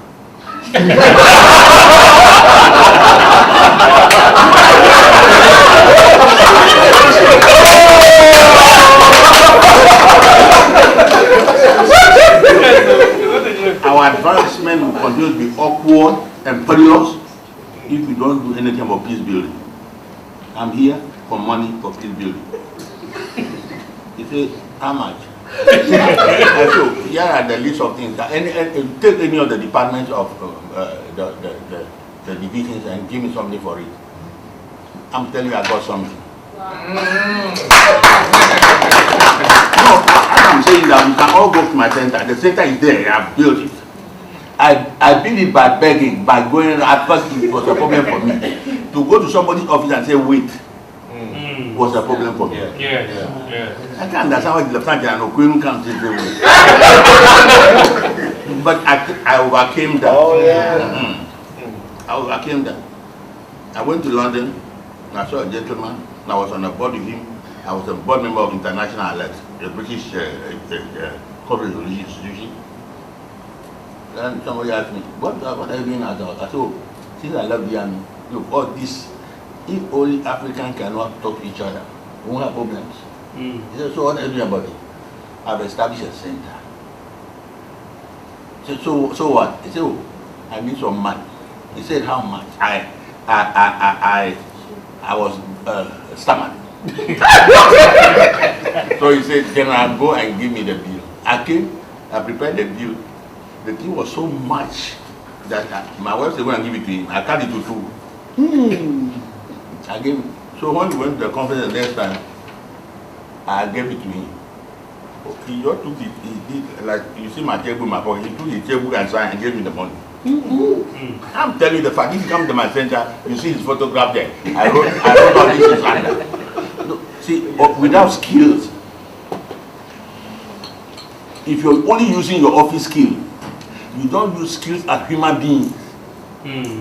If you're not persuasive, your project will not get anywhere.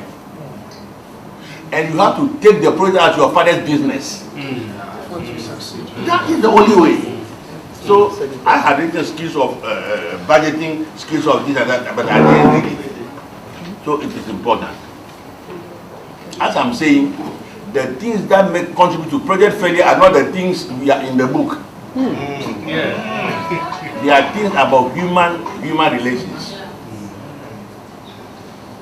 So budgeting, I've written here. Fundraising skills, I've written here. Yeah. Well, another reason why I'm saying that things work well for us is this use of standing operating procedures. We believe in it. Standing administrative procedures. So everybody knows what to do in an enterprise. It is very easy in an enterprise to step on each other's toes. And in Africa, when you step on somebody, they will never tell you. Yeah. I'm waiting for you. Oh, yes. At the other end. I'm waiting for you at the other end. I'm waiting for you. There's a question also about you will escape this one. About our engineering. Yes. The way we build bridges and whatnot. We do those things as an exercise, as a practice for future battlefield usage. Okay. And we have the engineering school. They also do things mechanically. And it is easy Now they are building what the public relations department and whatnot in the military. And it's very easy for anybody to go and say, how do you do these things? That they'll be very willing to share information with you. Except that somehow, when I was writing the thing down, I didn't believe that's the quick answer. I don't believe that your requirement is for an answer, have to go and share information. To obtain information, there's another reason why you ask the question. And I don't believe about answering the question. No, I actually wanted to know why they do that to the civil and each of the projects they have done, they have succeeded. Yeah. You know, so there must be something that makes them do that. No, that is why I'm telling you that it's not the project complication, it's not the complexity of the project. It is the project why it was aborted was because of human problems. Human factor. Yes. In the minute the sergeant tells you, what are you going to do? What are you going to answer? You do what you're done told. You see what I mean? Yeah. But the civilian can also be asking, but, well, I have also seen civilian like where they question things. But it's important to question things. Because we were not doing that also in the army. Until an instruction came. Formally, when we joined the army, they said that a company will attack. Well, there one day when the instruction came from the office that they should cancel that will, and that human being not doing that he will do it. So they asked us to change to is to attack. A company is to attack, not will. Because there are so many imponderables, so many things can happen on that day, the thing cannot happen. And now we have been told that every instruction you give or orders, you should explain. So we don't just give orders, like as I said, you should give orders which are clear, unambiguous, and yeah, it is important. When we are going to Liberia, we have to say, ladies and gentlemen, the attack, our attack into Liberia will be conducted in 5 phases. Phase 1, all troops will gather. We have gone around to find locations. Nigerian troops will gather here. Ghanaian troops, Takoradi, this troop. We gave that phase 1. Phase 2, we all move into concentration area at the Freeport of at Sierra Leone. We call that concentration area. Then at a certain time, we are all moving to phase 3. We are moving to the Freeport of Monrovia. Phase 4, the sea journey. Phase 5, we consolidate Monrovia down. Nigeria, you go to here. Ghana here. This here. And then Gambia. Gambia, that time they formed the army about 2 years ago. 2 years after. I think Gambia, you stay in the headquarters here.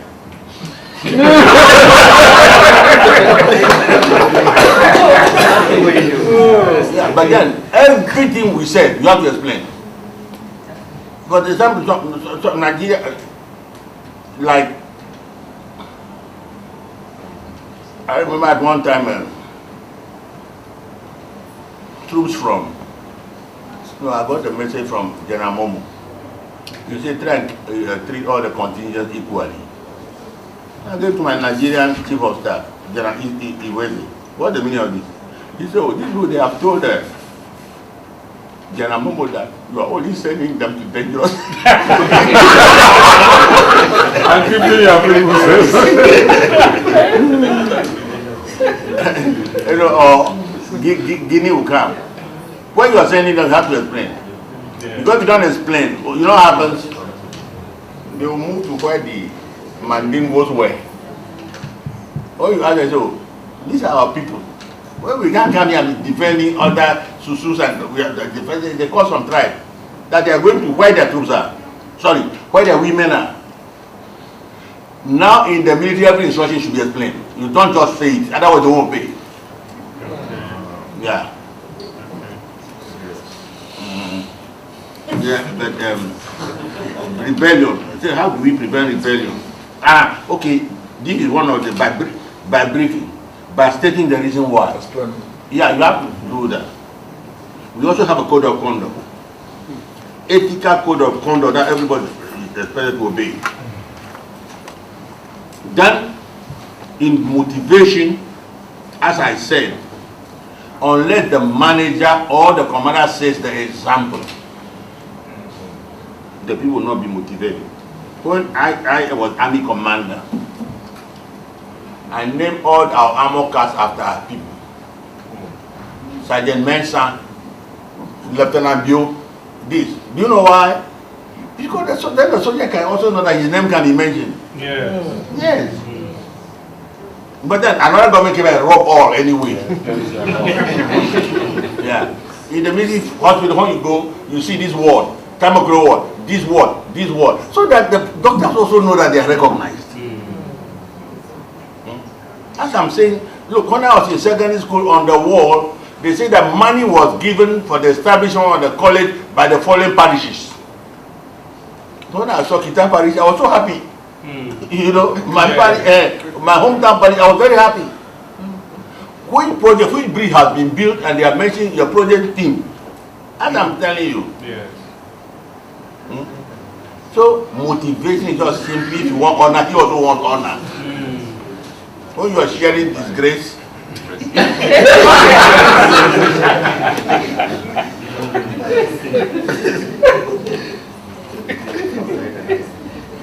yeah, then the question of abandonment of projects. Actually, it's a good word anyway, because we used to use it. But we use it in the battlefield. In withdrawal, when we are withdrawing, you have to plan it. Then you can say that 0600 hours, time by which the position should be finally abandoned. Okay. You'll be moving rearwards. Yeah, but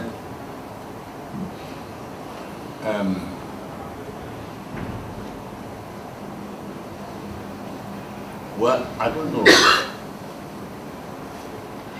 You see, it's not a good teaching for me to say that this condition and that this and that project was abandoned. But then there is an important requirement of managers. You need one quality. That quality is not a question of planning, because you can plan alternative courses of action. But this is a quality of human quality. Some people are flexible. A manager should be flexible. I remember very well when I was a captain. Yes, and then we were given vehicles. At that time, many vehicles had broken down. But this was a European cap major.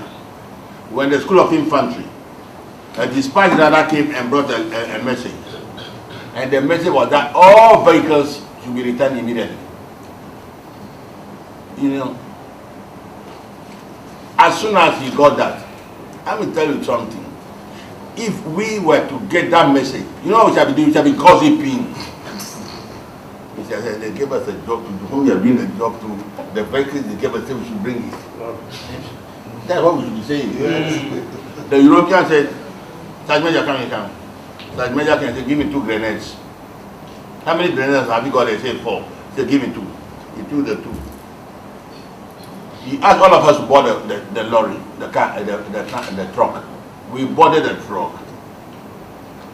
As soon as we reached a place called T Junction here, he threw it. Bah! Bah! He came and said the vehicle is under attack.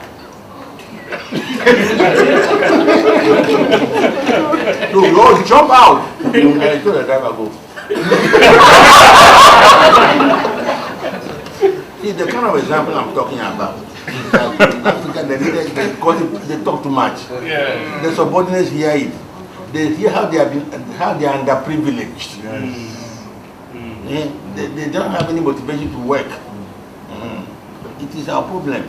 Every African project can work if we sit down and do an analysis of why our projects fail. It's not competencies. It's lack of character. There is no sterling character undergirding our attitudes. Look, when you sit down in the and then they are serving tea, they say there's no money in the country, and then hey, stop giving me milk. Haven't you heard that they say there's no money in this country? The project will not work. But these are things not really of this one, but as I'm saying, This is what we see that we are conversing. Otherwise, you say journalists, you know that they are writing. Tomorrow morning, they put me at the banner headline. And it will not be good for my faith. So, as I'm saying, as we are here, we sit down, breakfast or lunch, then we talk. Because these are not stuff of secretary. Thank you very much. Thank you, sir.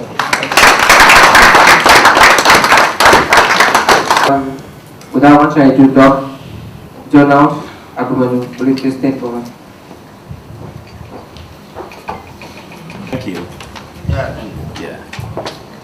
What we're going to do now, I believe some people will be receiving surprises because we'll call on you.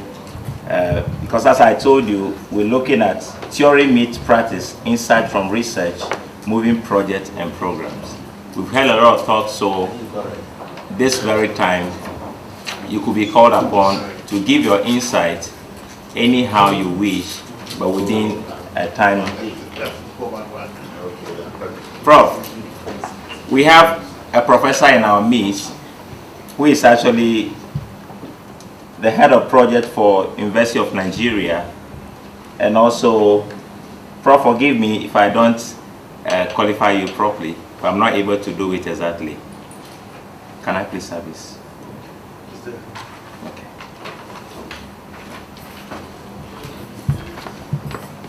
Okay. He's actually Professor Anene Moneke. Am I right, sir? Okay, thank you. We'll be glad to hear from Prof about his experiences with projects. It could be from technical point of view, but what we want to understand is, as a head of project and also a professor, you've had a lot of experiences within Africa, outside Africa, and as far as your university is concerned. I was told that your university is the biggest university in Nigeria, and he told me specifically that you have about 400,000, isn't it, sir? 40,000. So we'll be glad to hear something from you for about 15 minutes. Thank you, Donald. Good morning, everybody. Yeah, I'm Anene Moneke. I'm the Senior Special Assistant to the Vice Chancellor of Projects from the University of Nigeria. Actually, we have a lot of projects that we handle in our university. When I heard the general talk about going cap behind begging, I started laughing. Actually, most of us expect the government to sponsor most of our projects, but we never get there. So we normally reach out to corporate organizations, individuals, the government, and then some other government agencies that are willing to assist us. And we've been very successful in doing that. Presently, I think we have well over 40 projects going on now. And their scopes, costs vary. But I'll tell you one major two major challenges we're having. One, designing the projects. And the most difficult one, managing the projects. Most times, because when you are going to beg for sponsorship, you're expected to have done everything. At times you see somebody, like General said, let me have the cost. Well, you agree with me, you can't just sit down and say this is the cost without doing a complete scoping of the project and getting your working drawings and then the DOQ. And in the haste to produce that, you're bound to miss a lot of things. And some of these, when you've done this and decided on what the cost is going to be, of course using consultants who are supposed to be heads, you notice in implementation that there are a lot of items, critical items missed. And some of the people that are sponsoring our projects, like the, what we call the tertiary, former ETF, trust fund.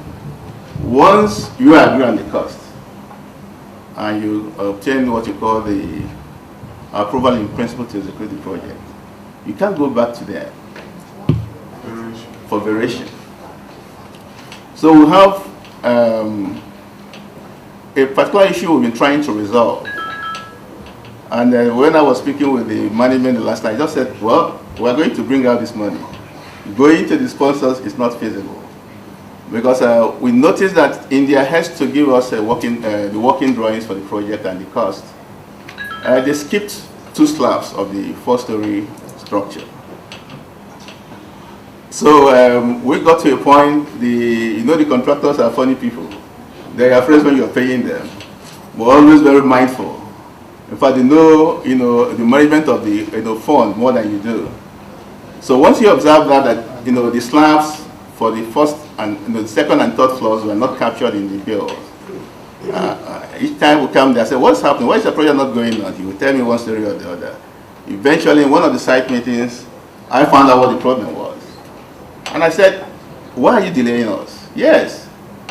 Because the consultant was scared to come to us to tell us they missed all this. But I told them we still have money for other items on that. And there's no way we can get to the other items without doing the slabs. The project must go on. I'm just trying to say practical basis. We're talking practical now, okay? Yeah, how we can go, and there are times, say, we have to do this, and then let's talk to these people. Of course, they already know that we missed out on these things, and of course, no room for variation. But we agreed to do the normal something to the body, but within us, we know we're going to find the money, to provide that. So one major problem with most African countries across, project scoping, doing properly, and then project, of course, scoping is part of management, but in the execution, really, it's a major challenge. Also, when we're talking this morning about quality systems, I started laughing. I don't like quality control at all. Because it's just detecting fault. It doesn't help you to solve problems. So I always prefer we keep talking about quality assurance, trying to prevent problems from happening. So I think my good friend from ExxonMobil, I told him, well, I don't normally listen to quality control, anything quality control. I want the assurance. The problem should not happen. So if we take time, and that's just a general advice, and be proactive too, because no matter how thorough you think you are, some of these things will escape you, no matter how thorough. And at times, find some people, even when they have the problem, they will never tell you. But then what, you people who are the professionals, you also have room for what you call site drawings. If everything was to be perfect, there should be no room for site drawings. But it's for you to be proactive. When you see something that is going to stop you from actualizing your goal, which is delivering the project or the product, start on time to think about how to go, navigate that obstacle. But most times, I don't know whether it's because of the way the system works. Everybody is busy. Instead of trying to solve the problem, is busy trying to make a case why the problem happened. So, on the general note, I would say we are doing well because at times we managed to navigate some of the problems we've had. Some we are still thinking of how to get about them. But on the general note, I think over 80% of, I have my director of fiscal planning, I think over 80% of our projects are going on well. And I guess in Africa, that's good. But it should be, I think today we found out the 90.9 is bad. So, so we should aim for 100. So, like my sister said earlier on, I wasn't prepared for this talk, but I hope I've made some big difference. Thank you very much. That's a great one. He talked about plan. We all know business plan. At times you may go to a financial institution and you're asking for your project to be financed. And the question is your business plan in order? The bankers will tell us, well, and they keep on disqualifying us, and at the end of the day, we say that the bank is not friendly or the institution is not friendly. Or at times, even internally, we write the plan, we give it to our directors, and they are not approved. The question is, what is wrong? We'll look at a very small practical issue, which is also going to be a surprise to this gentleman called Jeliu Sabatini.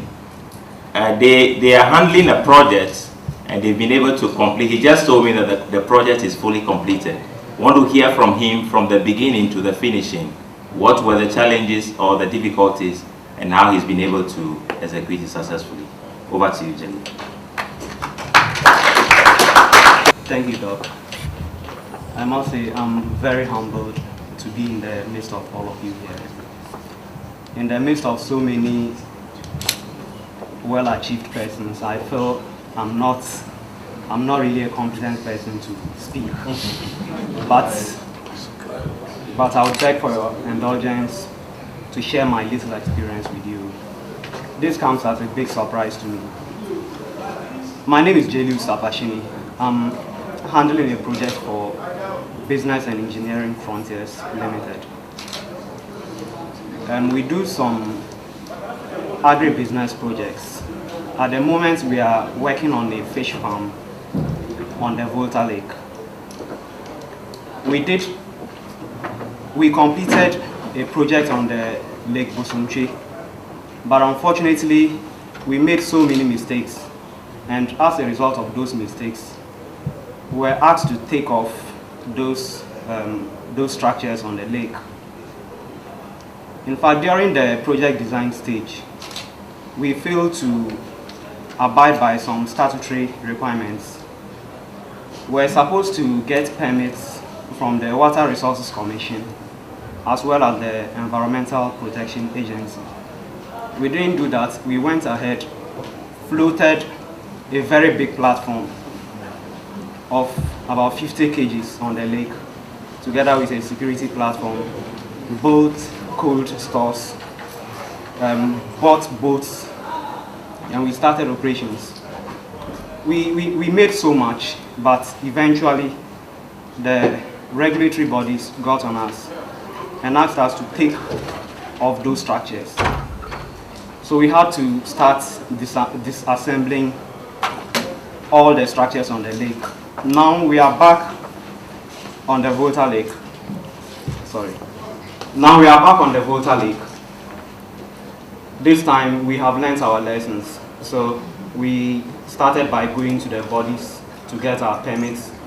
We went to the Environmental Protection Agency for the environmental impact assessment. We went to the Water Resources Commission for our water use permit. And we have started again. We just floated the first platform of 20 kgs. We are working on another one. And the little I want to share with you this morning is that you always have to start from the basics. What I have learned is that in Ghana, we just come out and start a project without going to look at what the state requires of us. We don't usually look at the paperwork. People start projects without project plans. Yes, that is very practical. People go into projects without a project plan, and we had to pay so dearly for it. Thank you.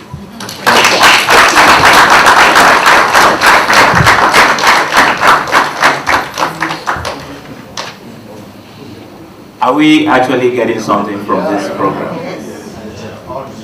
That's wonderful. We'll move to another gentleman who is actually the project manager for Department of State Securities or State Security Services in Nigeria. His name is Charles Ademuni. Let's take this opportunity to hear from him briefly.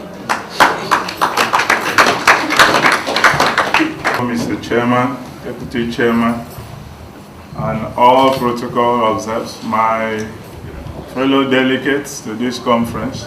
My name is Engineer Sukwo Okun. On portfolios, I say I do so many things.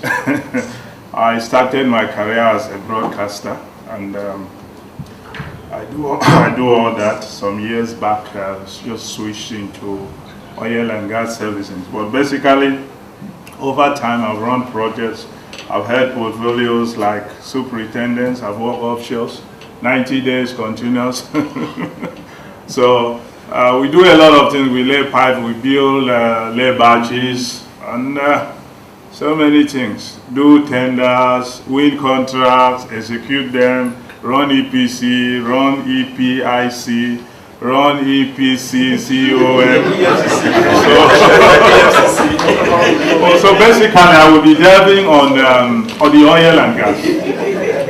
I know in Nigeria, basically, if you are doing a project, normally you have the multinationals. We have the Energy, we have Shells, we have Chevron, we have ExxonMobil and the Nigerian affiliate MPN. We also have Total. Every one of them now, because of the challenges, militancy cases, you know, a lot of the activities is being offshore driven. We are talking of the deep sea, where we are talking of FPSO. But not too long, I was privileged. I was privileged. There is a word, we are all talking about Africans.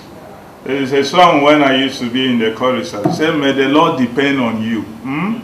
We used to say, may the Lord depend on you. So we are Africans. We are in African project and program managers conferences.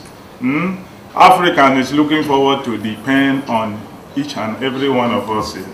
You know, I often tell people, you can't be for nothing. You were created for something, you know. You were created to be a solution for something. And you will remain a solution for something.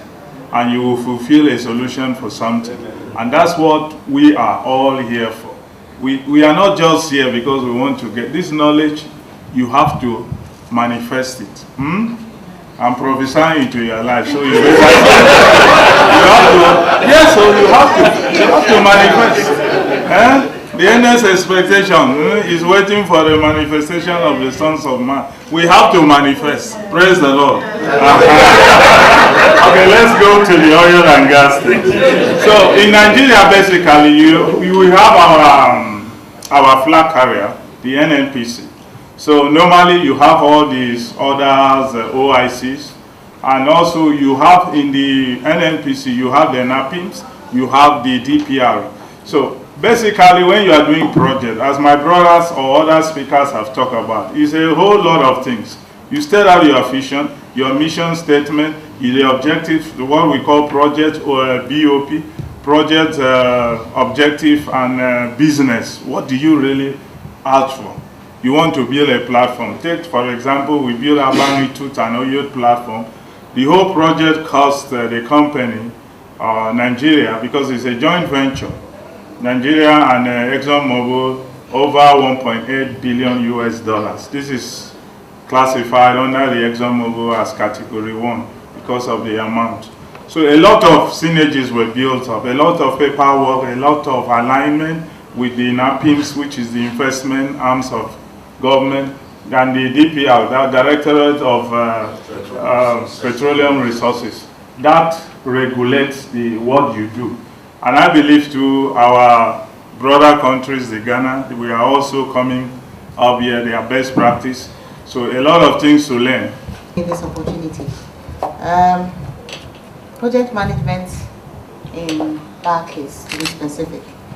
We have a team, I have a team of 5, including myself, which is 6, with different disciplines.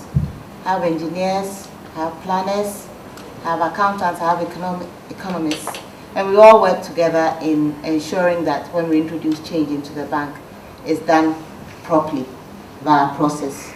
Usually the starting point is doing a product risk a product risk assessment. We call it new product approval.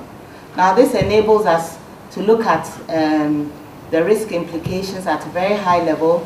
The user or the product owner, the person who wants to introduce the product, comes in to a large panel made up of compliance, legal, finance, you know, all the key control areas.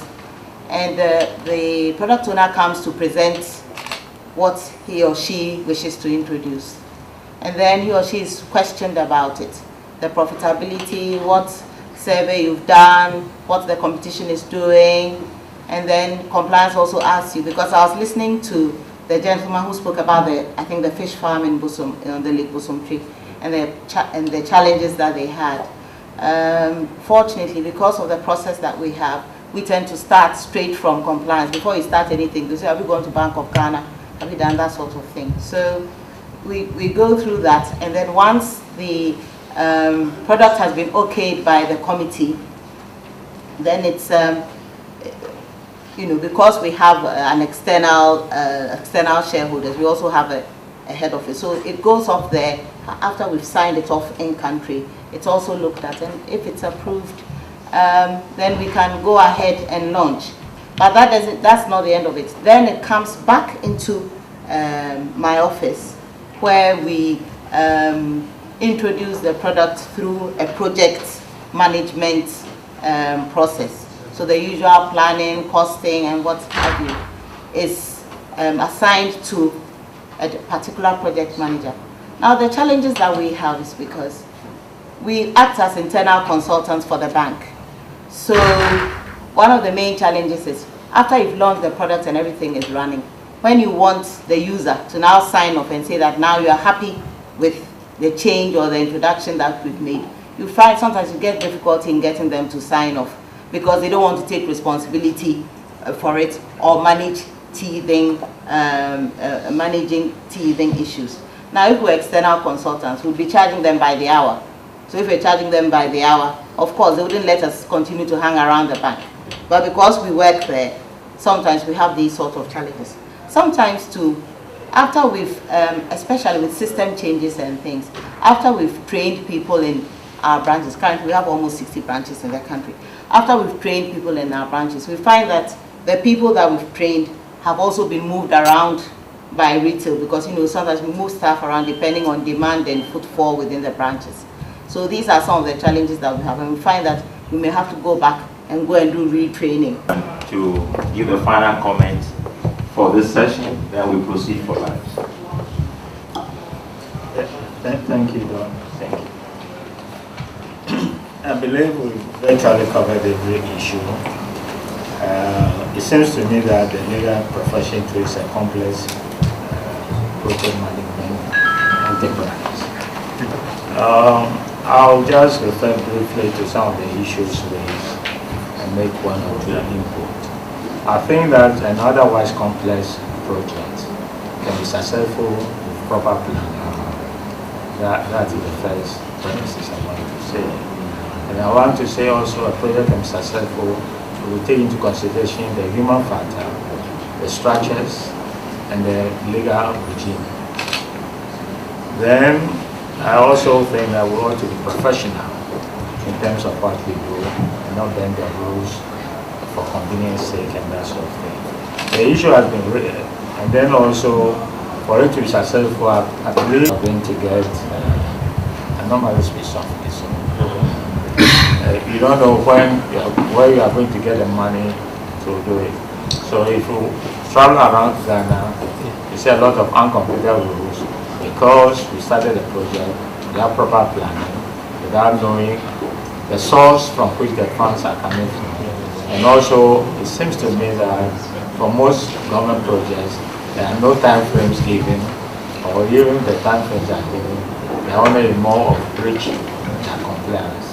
That is also another issue. And then you talk of the issue was raised, the Nigerian experience of change of government and change of policies. It's an African disease. It's not peculiar to Nigeria. In Ghana, we have sought to see whether we can overcome that by constitutional provision, which mandates an incoming government to, as far as possible, complete the outgoing projects. But what has happened in practice is different, because somebody doesn't want to complete a project and the owner is given to his predecessors. So that is a challenge. We need to overcome that. I guess those are the level issues I just want to contribute for now. Thank you. That person was in front of that computer who signed the document, and in seconds you can get the response. So how companies do now, if it is a project or anything else, any document should be approved, so they are sending through this internal software to the key decision makers, key stakeholders, and they are and it's given a time frame for comments and reviews. They are commenting and send it back, so instantly you are receiving all the comments without going them and facing them. Maybe they are in different building, maybe they are out of country. So, and after you are redoing everything and sending them again and getting your signatures with one click. One click. You can make that signature sitting in a plane or just relaxing on a beach. So this is useful tool. This is the tool that most companies nowadays use to just avoid time consumption. Yeah, and time is very valuable, as you know. So this was a really simple example of what can do a software with your project. More broadly, like project management software, what they are for, yeah, is to help to plan, organize, and manage resources, and develop resource estimates. So the main things project management software covers are estimation and planning. Like all, in all project there is a planning and estimation, scheduling. I think project management software started with scheduling, just basic scheduling, yeah? And cost control and budget management. This is also an important thing. Resource allocation. Then collaboration software. Collaboration software, like working on one document, yeah, with a team. So maybe different departments can work on one thing altogether. And then communication, just basic. For communication, we have a lot of software and hardware. And decision making. Decision making is a key element in project management. And in a lot of aspects of work. Actually, we'll do a small case about decision making. Then quality management and documentation and administration systems, as was the example, yeah, the documentation and administration. So this is the basic things project management software covers. Scheduling tools, yeah. What are they for? This, the photo I think is not seen. This is a usual scheduling, I think, for construction, yeah? Like scheduling what should be done by whom and when. So this, yeah, you can draw this, yeah, if it's really simple. You can draw it, but you should redo it, you should control it, and if you want to send it, you should copy it, I don't know, handle physical copy to each party, then if there is any change, you should again change it and send back to them. It's a lot of routine, and this simple tool just helps you to avoid it. So what this tool does, yeah, like multiple dependability relationship types between activities you can schedule, and resource assignment and labeling, critical part and critical chain methods, then activity duration estimation, and probability-based simulation, yeah, and activity cost accounting. So everything what depends on time and cost and resource allocation can be done with just simple software, yeah, and it can be sent to parties, or it can have an online web access from everywhere and from anybody. So.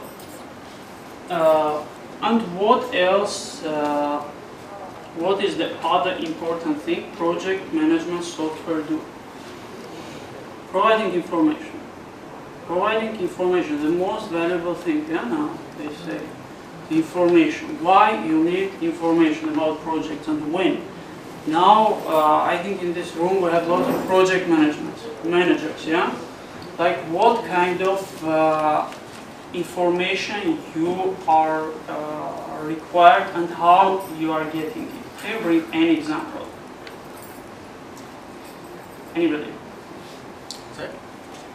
an example of information that you are asking and getting, how you are getting and how you are asking, from whom you are getting.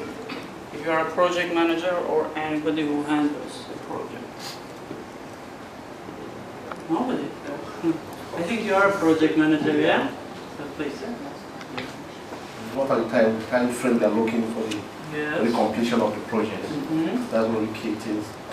But this is a main information, yeah? Like before starting project, you're asking about duration and a lot of things from customer. I'm talking about everyday information, like what you need, day-to-day operations. Like you're getting, yeah, reports. From the, as a pretty you can get those information, just from the schedule I can get those information from. Yes, it is changing every day, yeah? Definitely. So you update it every day. And can. It's updated every day. With this software, with this easy software and web-based client, you can just laying in your bed, you can just go on the internet on your mobile phone and just check it. All the information. All the information about what? Just overview information or on how long task will take to complete each task. Early warnings or any risk to the project. Maybe they are working nighttime and you are not there. So warnings you can get. Information on workload for planning holidays. Simple. Evidence. Historical information, how projects have progressed, and in particular how actual and planned performance are related. So maybe you will get back to history if it's a similar project to get to know how performing your team is. Cost maintenance, optimum utilization of available resource. Of course, this all information you will not ask in your bed, yeah? But for each and every point, you should ask a person and ask him to make a report and ask him to spend his time to work on it. But this software, if managed properly, they can just bring the result with one click, yeah? Yeah. In your office, just you click, I want this, cost maintenance, and you get it. What else? You can also discuss same file, similar update and with your teammates and even customers. So you can share the file and work on it, or share the project and work on it. So and keeping your customer even on track and updated, yeah, which will help a lot of things. First of all, buying. And then the instant communication. Instant communication via this software. Of course, you can use another software or hardware or phone for instant communication, but this, like inside one project, you can more effectively communicate with each other. Factors. What factors are influencing on ICT? Yeah, for usage in project management. First, industry level factors, people level factors, organizational level factors. Yeah, a lot of people inside the company will be against of usage of ICT. And I'm not talking about age or something, just old-minded people. I've met a lot of young people, younger than me, who were old-minded. So they don't want to change to happen. I don't know why, but it's their mindset. So what we can do, like, I don't know, we can train them, or we can, I don't know, push on them through organizational policies. But to persuade them, we should make it maximum simple, yeah? For example, our company, we are doing also like this technology consulting, we are also designing software. So the main issue for us is to tailor the software to the most skeptical person, really. If he gets it, so anybody will get it. So even we use some slang words, yeah, in the software. It's not professional, it's not totally professional, but if he likes it, so we don't care, we like it. So a lot of things can ban you from using ICT, yeah? So we were talking about people level factor, but it's coming more to the development of this sector, so everybody nowadays values it. So also you can influence through organizational level, and there can be another tools tailored to that software, so it can be synchronically used. And then industry level factors, what the level is, on what level is your industry going with ICT, yeah? IT technology. So this was an example on building project management, just as we're lacking our time, so we'll skip more explanation. I want to show you the software, yeah? Like what kind of software exists. This is only the first page. I have 3 of them. This kind of software. There are a lot. I will say just a couple of features, yeah, what they do. What is common, yeah, in all project management software. Like collaborative solutions, as I was talking, collaborative solutions is the collaborative work on one file or one project instantly from, I don't know, different computers or different locations. These solutions will help when your teams are distributed in geographically different areas, yeah, they are not in one room. So the most common thing, another one, issue tracking system. So we should track the issues. And scheduling, of course, the important factor. Project portfolio management. Then resource management, document management, like document flow, and workflow management, and reporting and analysis. This software, 3 pages, yeah? These all software do this. Not all, some software they do all together, yeah? Like they have all features inside. But most of them they do. And it's not the times when the software, project management software were kept in an internal big servers, yeah, and it was really hard to use. You will need, I don't know, 10 IT specialists to work only on that software. These software are, some of them are even web-based, yeah, it's on internet. Some software are very easy to operate. They are maximum user-friendly. So you can go through through this list later. Even some of the software are free of cost. Yeah, they're free for usage. But something is keeping us from using this kind of software and making our job more hard. Yeah, more ineffective. So let's discuss one software only. I think the most popular one from Microsoft, yeah, Project. Yeah, Project, I think most of you use this. Project Professional, yeah, just simple one. This is only client. Project Professional is a client software. Under it, there is Project Server, yeah, where all things are done, yeah, all your analysis and reporting. And this is based on server, SQL Server in this example. So, but it seems to be complex, yeah, to, I don't know, use this kind of software, but it is not. Even with and simple software like Microsoft Excel.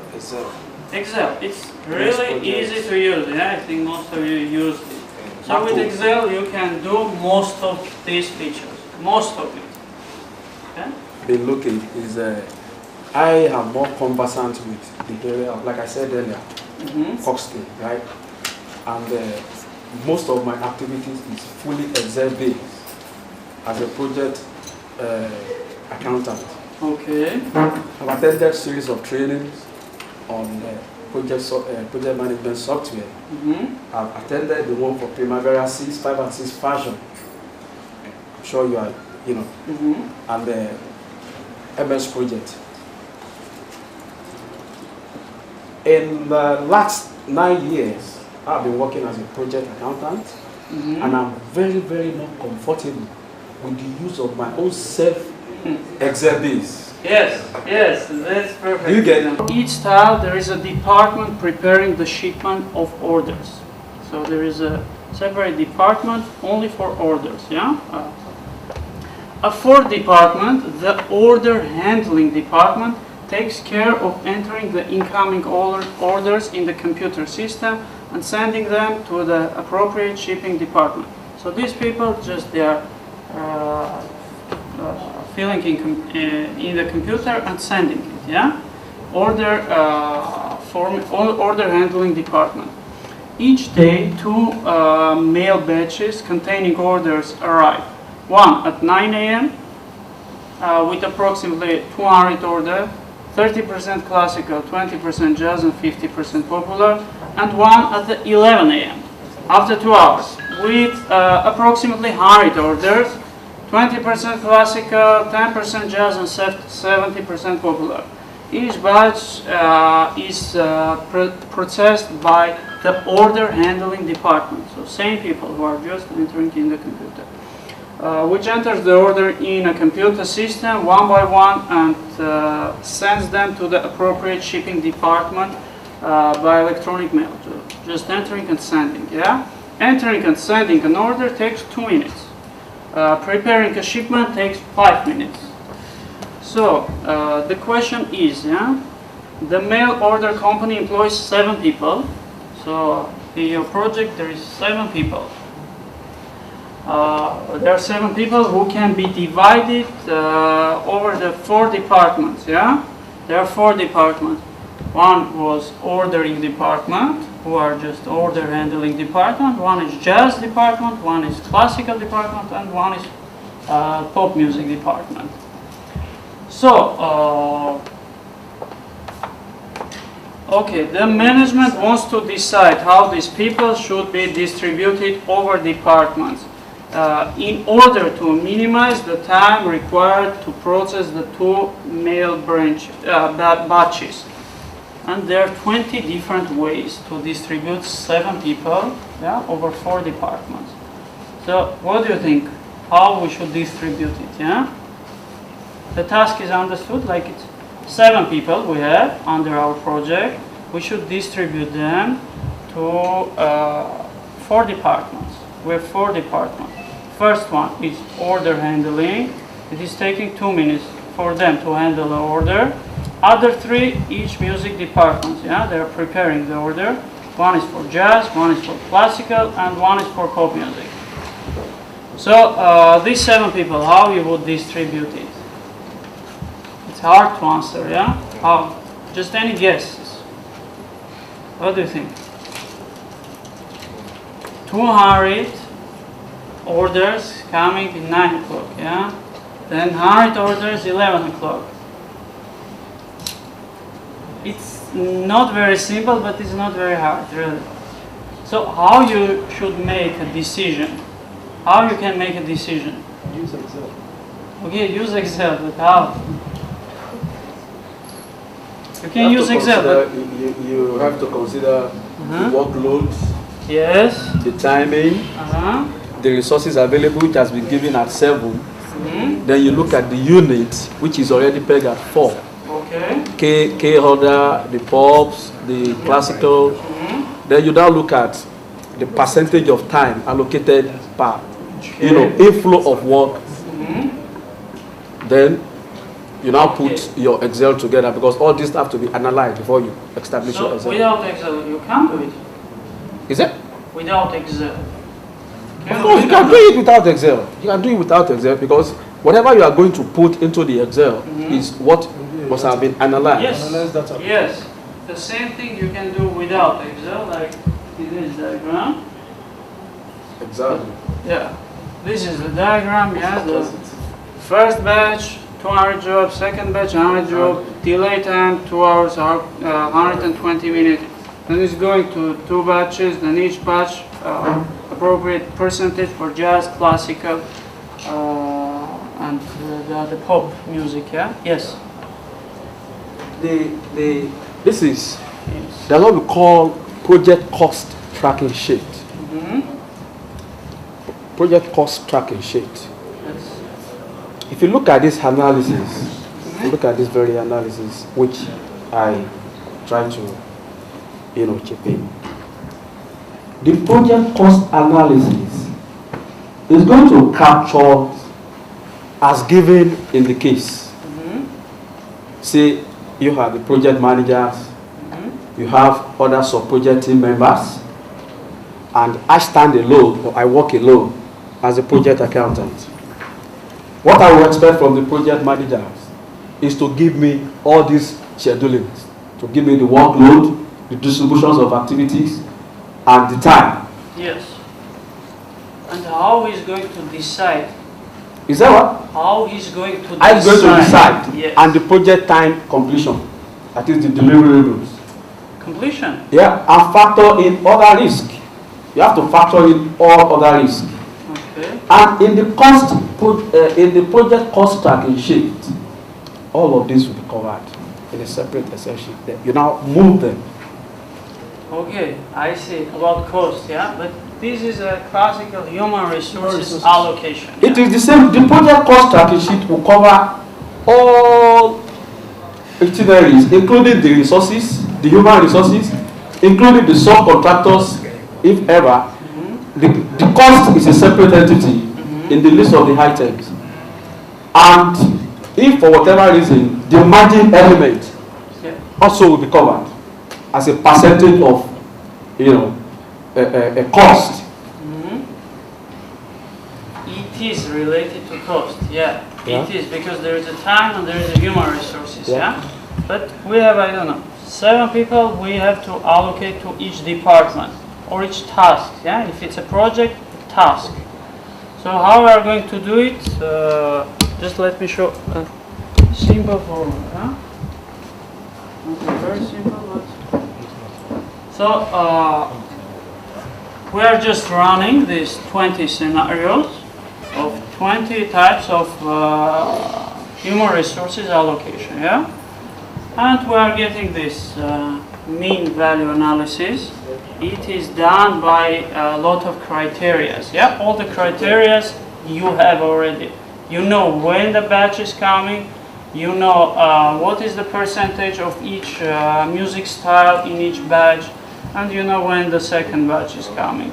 And you are getting numbers, yeah? How many minutes will be spent on each type of allocation. It's just an example. So which one here is the most efficient one? Which allocation? Yes. 4 or 3 minutes only, yeah. So a lot of people would do just intuitively, huh? Using their guts, using their instinct, yeah? But this would be the best. Maybe in some cases it will work, yeah? But in most of cases you need data background to make a decision. So just this is one type of decision, just human resource allocation. And another decision can come from this chart. Oh, sorry. Like I'll show in Excel. So yeah, the numbers are used, all the information, and generated formulas, and generated the end result. And it can bring us to another decision that this and this departments can be one, yeah? We can do jazz and classical music department. And it will give us 325 minutes, 75 minutes less. 75 minutes will save just by making a smart decision, yeah? An efficient decision. And this is done, as you can see, in Microsoft Excel. Most of computers have it. And you need really little training to operate this software. And maybe small assistance. Okay, this is it. Thank you. Yeah, good.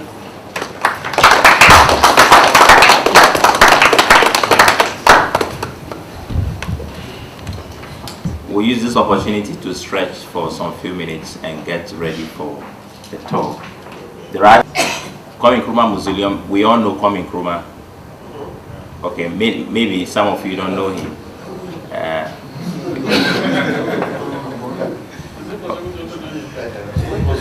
Okay, you've heard about him. Okay, so we'll go there. In fact, we just celebrated 50th anniversary for AU. One of the top pillars for the formation of the OAU, now AU, is Kwame Nkrumah, and he was actually our first father, or the founder of the nation Ghana. Exactly. So we will go there. He has done a lot of things. We'll learn from that, and we'll move to Job 600. It's a project he started, and he was not able to complete it. He passed on. Okay. Yeah, thank you. He completed it. Yeah, maybe this completion will be analyzed.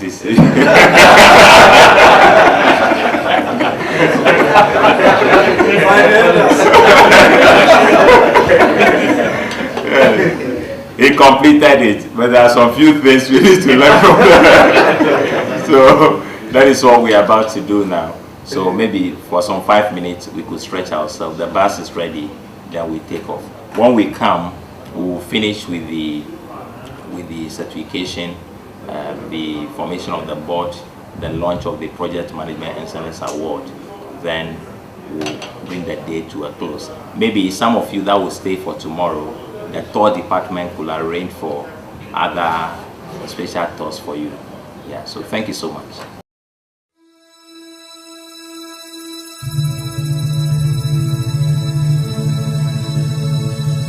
Yanara Sassani, airport in my Mojana Nanum Sheku Naditu or my Edumene was so say a pay a piatwaso, Nindian twaso, go to Crania, Pessamin Kuminga, Eddie Bremo, the Mamaya Sassi, who do what to say.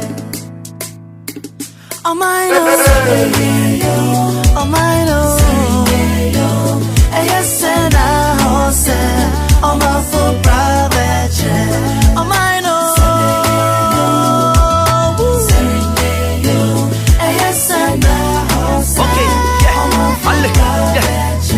Here we go.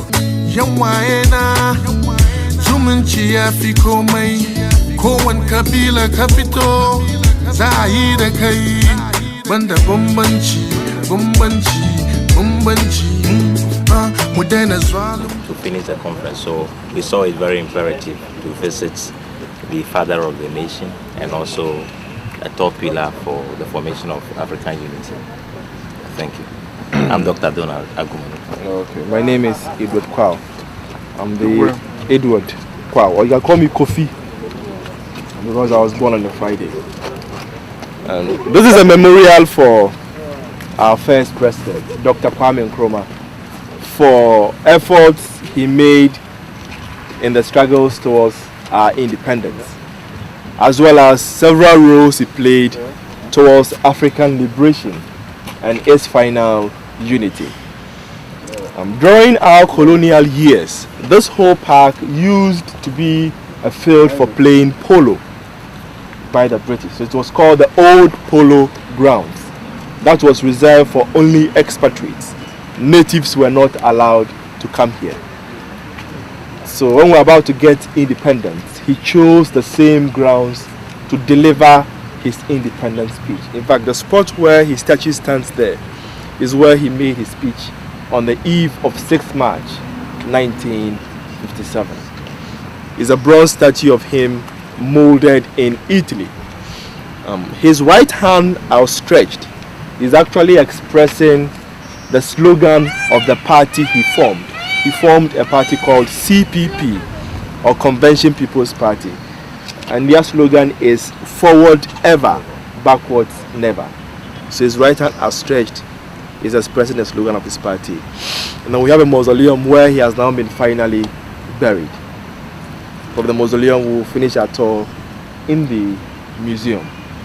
And I know you are so anxious to take pictures, but what I would suggest is that let's do the tour and then later have enough time to take all our personal photos. Shall we please come this way?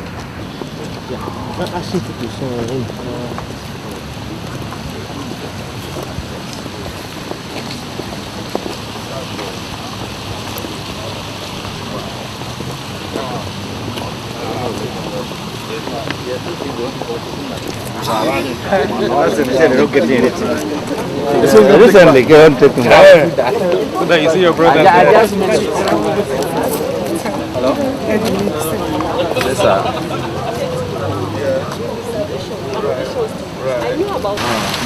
And then, okay, over there we have other statues blowing horns. So let's call them the horn blowers. Now, these ones are expressing an aspect of Ghanaian culture.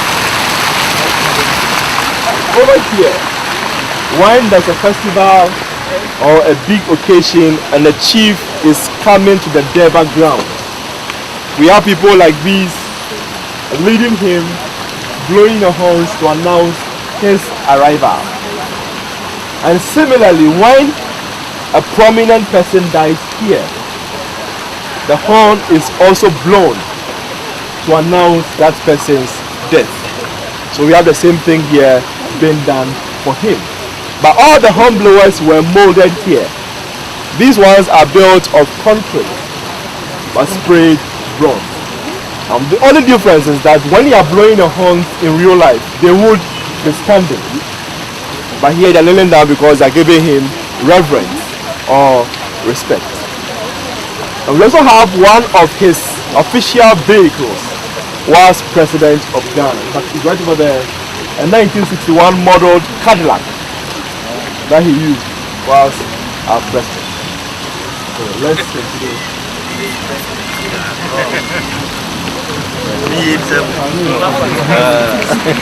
So I could be virtual. Laugh at you when you use it. Why will you go?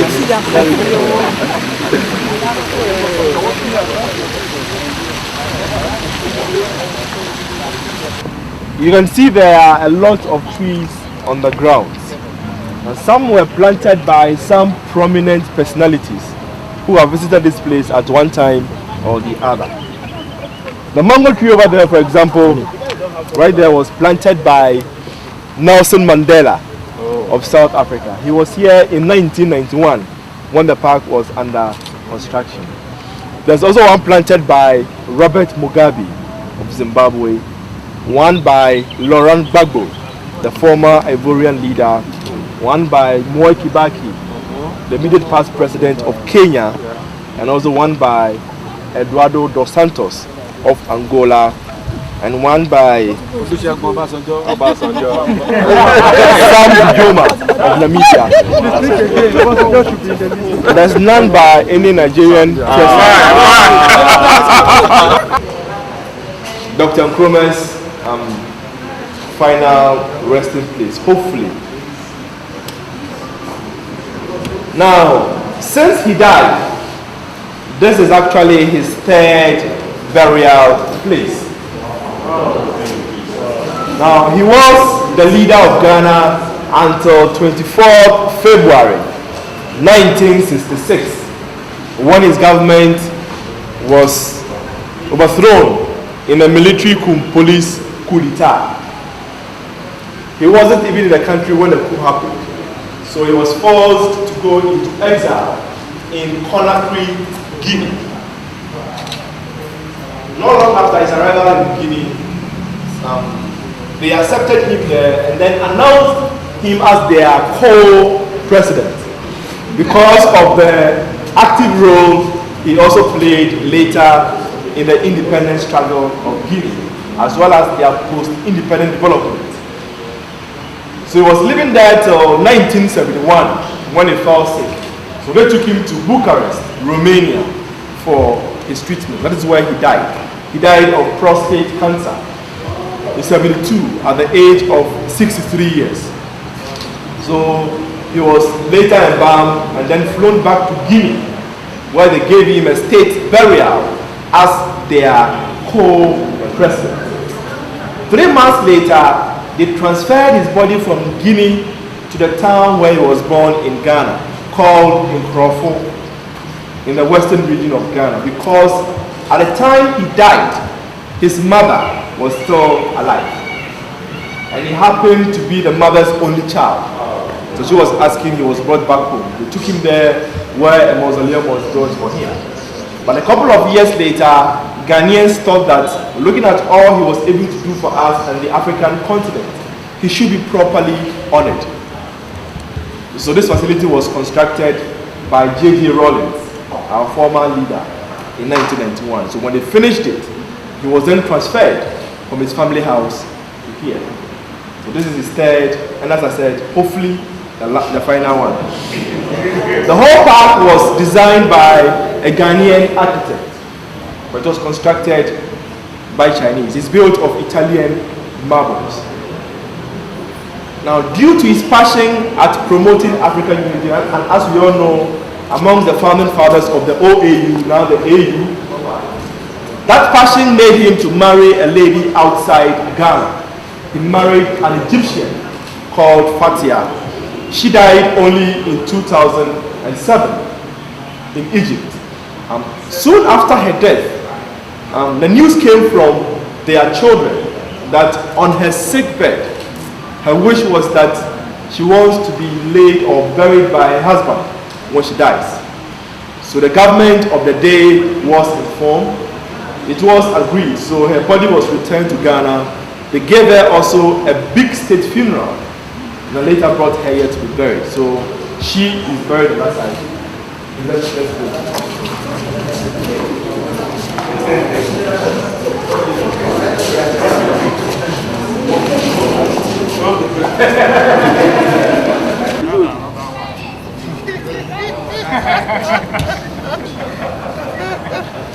That's still waiting to discover that word. Not who said that? Not all his children are from this. Oh, so and that one is of the day we decide whether to go that way. Yeah. But it's not automatic that they will be buried here. So it was the police that did the coup d'etat. The police and military. What was their accusations or their claims? Of course, they always have accusations in one way or the other. But one, they said it was a dictator. But the whole thing, the coup was actually a dictator. Okay. But the coup was actually financed by the US CIA. One, because of Kwame Nkrumah's socialist beliefs, and the fact that he was later seen dealing with the so-called communist people. That was one reason. The Russians, the Cubans, the Chinese, the Polish, and the rest. So that's one reason. It happened that way because,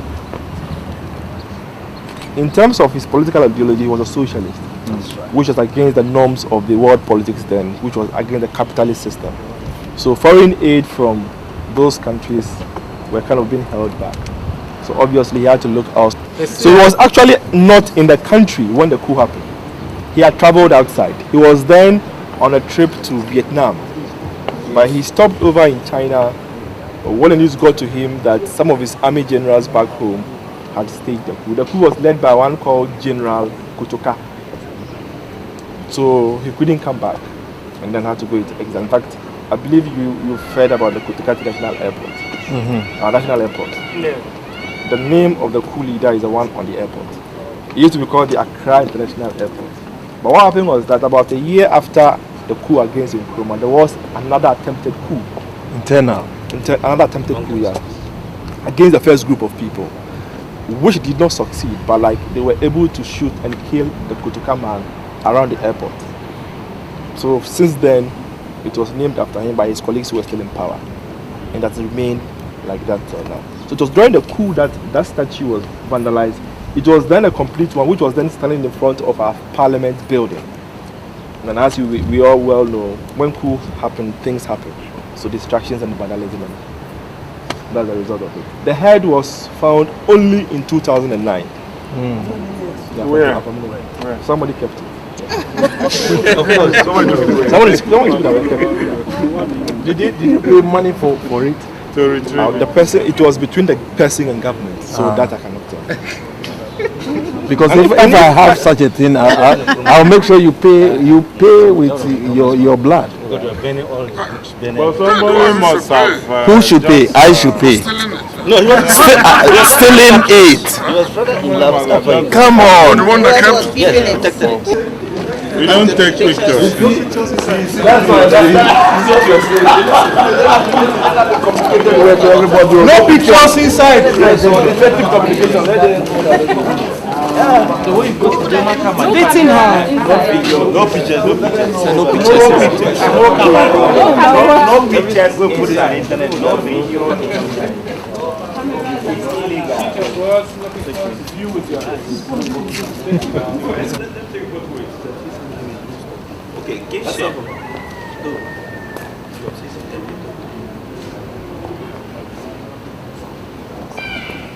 Hello.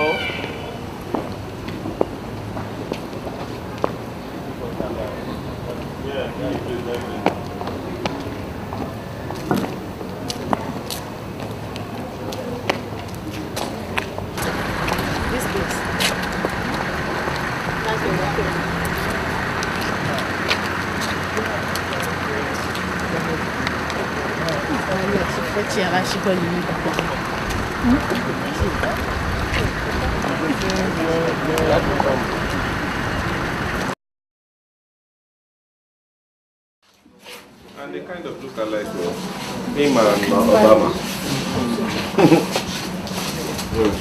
The set is 10 CDs. This one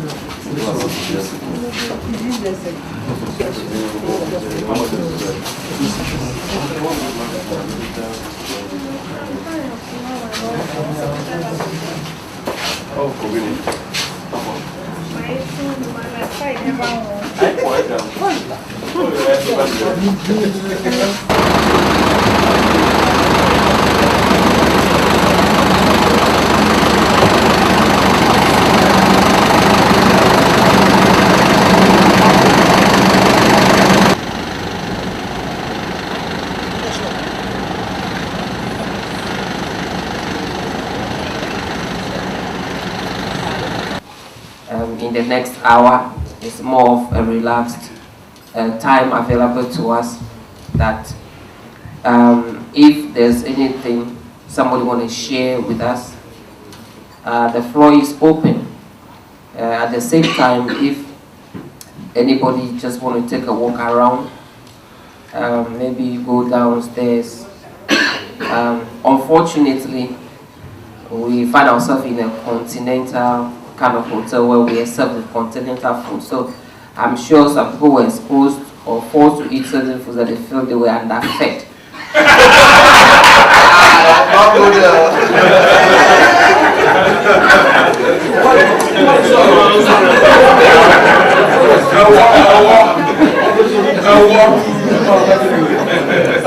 In fact, I want to agree with you that myself, I felt under effect because I didn't have my traditional food here. I like a workplace and pepe or pepe soup. Unfortunately, we didn't have pounded yam, the banga soup, abushi. Unfortunately, Alisa didn't give us those, so we have to contend with what we have. But we do hope that you know the situation. So the floor is now open. If there's something that anybody want to share with us, come on, the floor is open. We'll be very happy to hear from you. Could be what you learned from this whole conference, how you think we can improve on it in the next year, because we are the pioneers of this conference. We forever will find ourselves in the history books of the African Program and Project Management Conference. That's going to be a yearly event. Since it's African in nature, we do hope that some years we may have to move it to Nigeria, we may have to go to South Africa. Oh yes, Nigeria is a big brother. Thank so we know that. Alongside learning about project management, it's just great to have brothers from another country, and what a great time we have. So the floor is now open, and I think Doc wants to start. Looks like this morning I was in a rush and there were a lot of questions that I couldn't address properly. So let me use this time.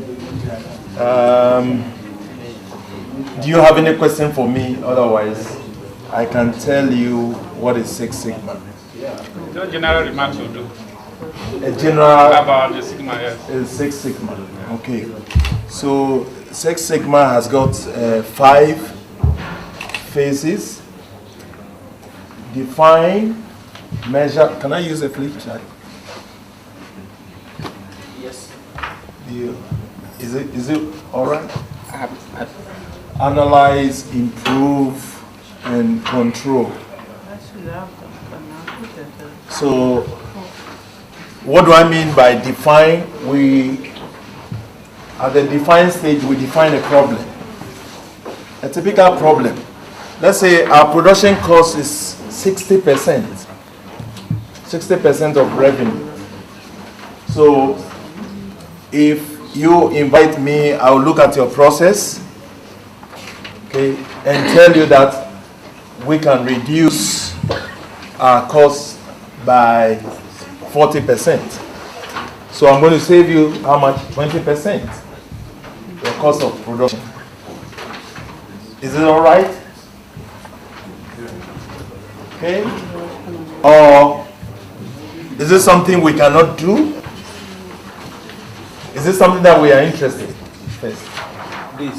Your cost of production is 60% of revenue. So can you try to reduce cost? Because in any business that we have, revenue minus cost is profit, right? Basic. Not necessarily. Basic generic equation of any business. Sure. Okay. Yeah. So with Six Sigma, we try to maximize your revenue and minimize your cost. So either we'll maximize your revenue or reduce cost. Or both. Thank you. But we are very specific. I can't say I'm going to reduce your cost. I should tell you I'm going to reduce your cost by 10%, 20%, 30%, or 40%. Specific. So that's what we are going to do at the define stage. Because we believe if you initiate any, I have 15 minutes, okay. So now I'm restricted. That's a problem. Okay, so time is money. So now, all I'm trying to say is we have to specifically target where we can reduce your cost or improve upon your revenue. Basically, that is Six. And Six Sigma believes that defects or variation from the process adds up to the cost. So we believe when we say Six Sigma, what we mean is if we are doing something 1,000,000 times, the number of defects that we will have will be 3.4 defects. In 1,000,000 opportunities. Okay, so if we are going to have 1,000,000 projects, the only time we can have defects is 3.4 out of the 1,000,000, which is way high. Way high. In anything at all, cost accounting, budgeting, and the rest, yes, that is the standard. Anything less than that, we are in trouble. Okay, so based on that, we are going to, after we have defined the problem, we are going to measure data. Data data. Okay, after we have measured the data, we are going to analyze now and see what is the problem. Okay, the next stage is to improve. So we have something we call design of experiments, DOE, and we have to try different scenarios to see how best we can improve the process. After we have improved the process, we move into control and we put mechanisms in place to make sure your process is stabilized. Okay, so basically this is Six Sigma. Any question for me? Or if you want, how can we apply Six Sigma to whatever you do? Is there anyone who is wondering how can we apply Six Sigma? Okay, what do you do? You are in project management, right? Or what do you do? We can apply Six Sigma to manufacturing, education, sector, basically products and services. Even financial institutions are using Six Sigma. So depending on what you want to do, the question that I will ask, which area of your operations hurts so much, so badly? If you look at your income statement, which area hurts so badly? Or you're not taking time to look at that? Are you with me? Because you should look at if you look at the income statement, the revenue, and all the cost of operations that come in, which is basically this. Okay, if we know if I look at your income statement or balance sheet, okay, you tell me the cost is almost 60% of my revenue, then we have to look at what is creating those costs. Why are there huge costs? And for Africa, I mean, most of the time they are low-hanging fruits. Do you know what I mean by low-hanging fruits? Okay, there are some solutions that we can implement without doing any calculation. On top of my head, if you tell me, I look at this, I know this is what you have to do, this and that, and we'll be doing some good business. In fact, we have conference evaluation form to fill, but what we just want to do now, want to hear your comments, your impressions vocally about this program. Feel free and talk at most 5 minutes. So I could call on you. Joseph, could you please tell us your opinion about the conference? Actually, I'm Finance Attaché to the Honorable Minister of State, Minister of Foreign Affairs.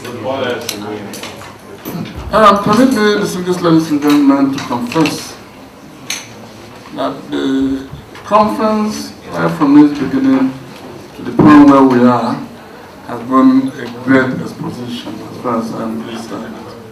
I gained so much from it that at a point I decided not to ask questions. I decided not to make too many contributions for fear of losing what I was getting, for fear of losing concentration. Sincerely speaking, it's been fantastic. I enjoyed every bit of it, from the beginning to the end. And I learned a lot. I learned quite a lot. I must confess that. Thank you very much. And I want to thank every other person that had one or more things to do with this conference, starting from the organizers, the facilitators, to my fellow participants. If I open my pocket, you'll be marveled at the quantum of cards and addresses I've got. And believe me, I bet you, it's It's not all for nothing. It's not all for nothing. Someone spoke here, he's gone. And he spoke about breaking barriers in Africa. Yes. Believe me, what that guy spoke made a lot of meaning to me too. And like I said, I won't be surprised if presidents are coming out of this group tomorrow. Amen. I won't be surprised if ministers from different countries are coming out of this group tomorrow. I won't be surprised at all. So we have a lot to contribute to the society, and I bet you the change starts from here. Thank you very much. We'll do it according to that order. Engineer, could you please? Thank you. At most 5 minutes. Okay. It's been a pleasure on behalf of myself and all the facilitators, people heading. My name's Asuko Okun, and I'm an engineer by professions. I venture, as I said, I venture into so many things. I read something about maritime transport. I read engineering management. Basically, I'm an electrical engineer. I venture into instrumentation. so many things like that. But I love knowledge. If you give me, I can spend all my, at least 1 month a year going for training. Whether within anything I love. I'm into NDT. It's not, I told you, so I just love, give me opportunity. And I want you to have a learning mind. Anybody who is ready to learn is somebody that God can use, and also that men can appraise you, and also you can rise. Because knowledge, you can't buy it. God gives it. Wisdom, knowledge, understanding. So while here, when I saw this, I was going to Porako, and I said, wow. I was looking at this PMD. Last 3 months, 3 companies called me to pick up a job. But I was just looking, I said, all these people that are just, the job was project manager. I was just asking them, this you are setting, I'm not comfortable with it. I will come in a place, you have one old people, you say he's director this. You want me to run project, you won't give me free hand. You people just wait, I beg. Let me think about what I will do for myself, you know. So what we are saying here, when you gather knowledge, it's an opportunity to go and display it. This has become a whole lot of big family coming together. It doesn't matter the country, the barrier, the linguistic. The most important thing is that we become a big family. By this, we will be members of the body of knowledge. You can go to internet, I believe. By the time you are membership of this body, maybe there will be subscription you pay to this AAPM. You can go to the website. You can look for anything you want. They can be sending you frequent bulletins and activities, be it on procurement, be it on cost engineering, be it in planning, project control, ICT, human resources, blah, blah, blah, and technical. So that's the whole essence. I receive it from NSC, I receive it from Korean, I receive it from ASQ, American Society of Quality, I receive it from American Welding and Nigerian Welding. So all this. So we have become a member. Even So what I'm trying to say, it doesn't end here. That's my question. And again, you are not alone in the idea of project and program management. Dr. Agume is here. All the speakers are here. Our Honorable Six Sigma is here. So, you can reach out to him and ask questions. In future, you will need an information. That's what I'm telling you. You will find yourself up there. We have our PPA there behind you. You can call her and still ask questions. That is the beauty of knowledge. So you are not all alone in this. You understand? The Bible says, if anyone lack wisdom, let him ask. I will give you. So now you have people to ask from. You understand? That is the essence of this forum. So on behalf of everybody, I appreciate everything here, the time, the going around, everybody, the faces, the dressing, the tour, and you know, it's just perfect. I love everybody. God bless you. Thank you. bless you. Engineer. Yeah. You mentioned your name, your institution, and your portfolio. Thank you. Your company, yes. Yeah, good evening, ladies and gentlemen. I'm Ken Akmocha from Nigeria. I'm project manager. My background is mechanical engineering. I work with Pivot Giants. What I just have to say here is that we're not just having this certification that is the key thing. We need to practice on what we have learned so far. One thing I want to make us to understand is that the experience, it's just like when I came in and when we were talking about Rima, it's just like, wow. They're not because I have the practical experience already, so those things don't make it easy for me. So, what I want to say now is that as we go back to our individual endeavor, we should put this work, this certification into practice, and we help God, God will help us in the name of Jesus. And finally,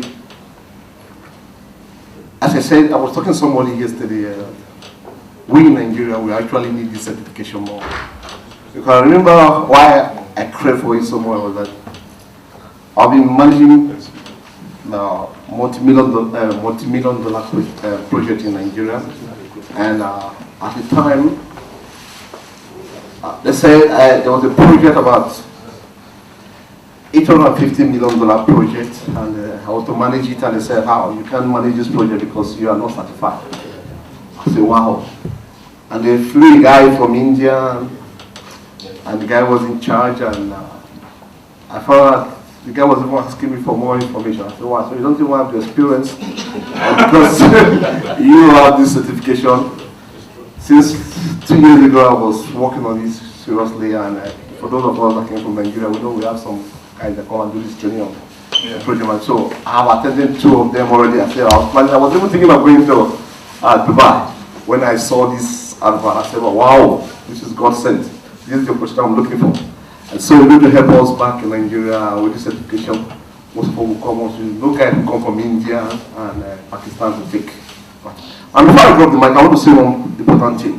Why project fails in when I was writing to this, when I was writing that, I was telling someone that sat with me. I said the major problem we have in project in Africa. I gave him a good example of this project called Escravos Gas to Liquid Project. Escravos Gas to Liquid project. From the onset of the project, it was $1 billion. And Nigeria shouted, wow, $1 billion for this job. And they continued. After 3 years, there was revaluation.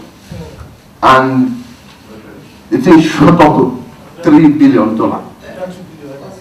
And they were shouting again. Believe me, after last year, the cost of that project was $10 billion. And everybody were all shouting. And what was cost? When you bring in foreign companies, foreign project managers to manage individual projects, these guys, they want to secure job and they want to make sure the job lasts. Are you getting the sort of players of plans? I'm into the system, I know what it takes. A project, as I'm telling you, a project that will last. Most projects in Nigeria, let me take Nigeria, let me specific Nigeria. Most projects in Nigeria, when they schedule for 2 years, they exceed up to 4 years. No project in Nigeria has actually completed at the expected date. There's a project I'm managing right now. The expected date, completion date was 6 months. But right now, when we look at it, look at the schedule and everything again, we found that this job is going to take us to 2018. Are you getting it? 6 months. Yeah. And so, yeah. So these foreign guys that will come in with this certification, they come in, they want to keep their job. If you wanted to keep the job, they will prolong this project unnecessarily.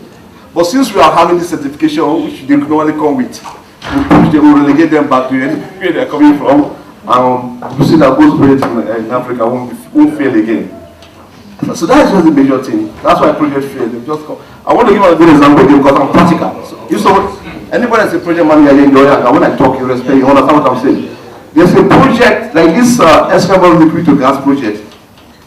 They gave it to a company called HHI on that heavy industry from Korea. Last year, Chevron chased them out of escrows. They were chased out because from the 10 billion, they were anticipating on that 15 billion again. Chevron said, no, they cannot continue with this. So that's why most projects fail, because these foreigners that comes in as a project manager, all sort of things, they want to prolong their job. The longer they stay, the more money they get for themselves. So they bring in all tactics or antics to make sure the job goes. But since we Africans, we have been satisfied now. Nobody will tell me, say, Ken, you can't take this, you can't manage this project because you're not satisfied. As I go back, it's not going to work again. And so, henceforth, as we go back to our different level, project will not fail again. Thank you. Yeah, thank you. Yeah, that's a wonderful one. Mr. Haruna.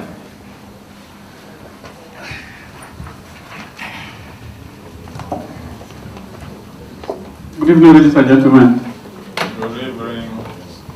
My name is Emmanuel Haruna. Like somebody spoke this morning, I am a man of many parts. I am a Chief Finance Officer for Oil Offshore Combinations Limited. We have a facility in Canton Channel, Port Harcourt, although I work from Abuja. I'm a Chief Executive of a travel agency. I run an IT company. I run training for people, and I also do quite a number of other things. My view is two. One is because, along with a few other people from Nigeria, I coordinated the Nigerian side of marketing this conference. And I have two people here who were constantly calling me every day. You know, in Nigeria, we are a peculiar set of people.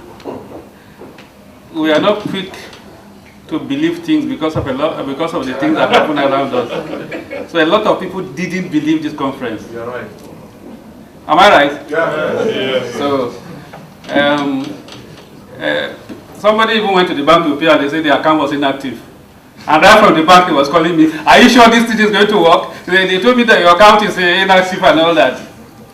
Another person sitting here and looking at me actually came with his wife to my office and said, look, they have paid money for a conference before, I never worked. So are you sure this is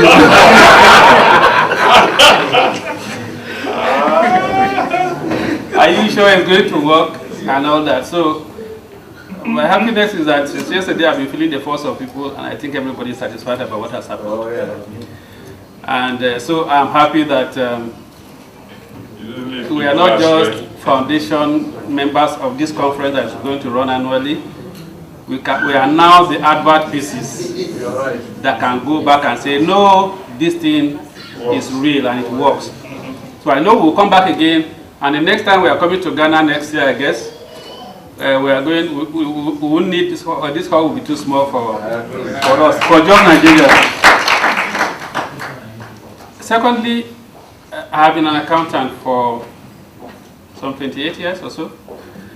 I can do a lot of numbers,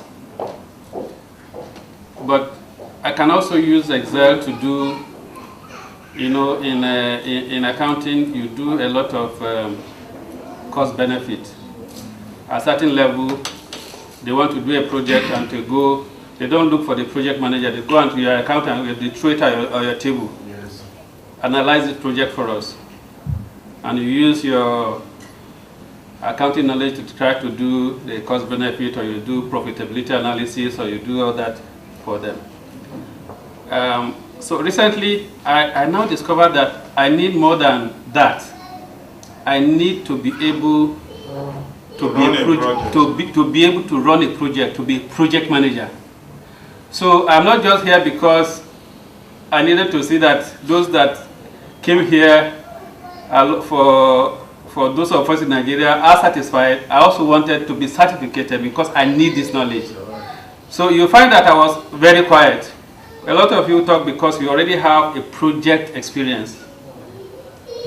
I don't have to that extent of a body of knowledge organized for the purpose of project management, go and run a project. I don't have it. Therefore, for me, this is not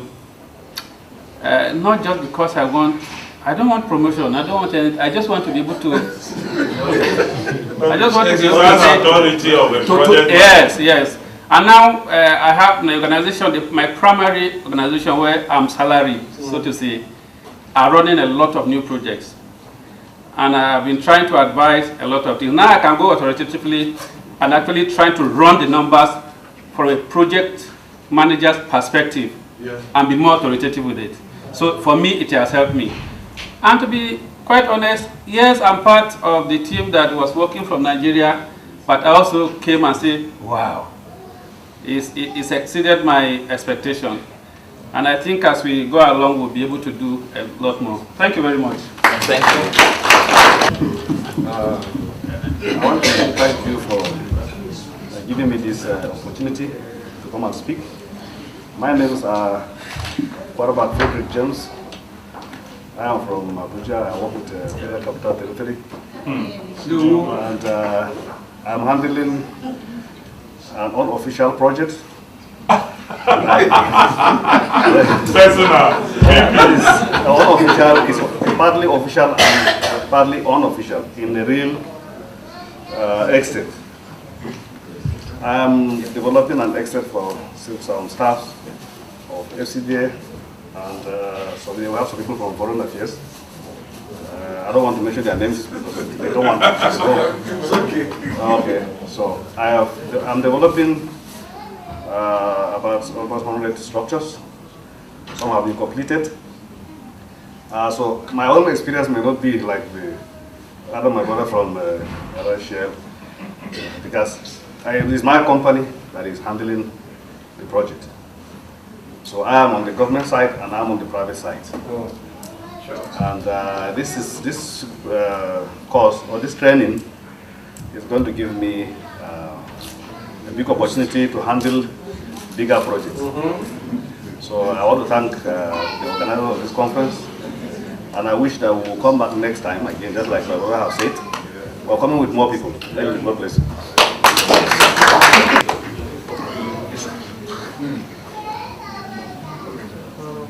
Your name, your institution, your portfolio, and your benefit briefly. Thank you.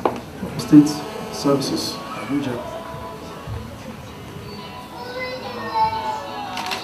For this event, I just want to make one or two recommendations. First, I'd like to say that it's been very, very interesting, very interactive. And then for me, the experiences of the speakers.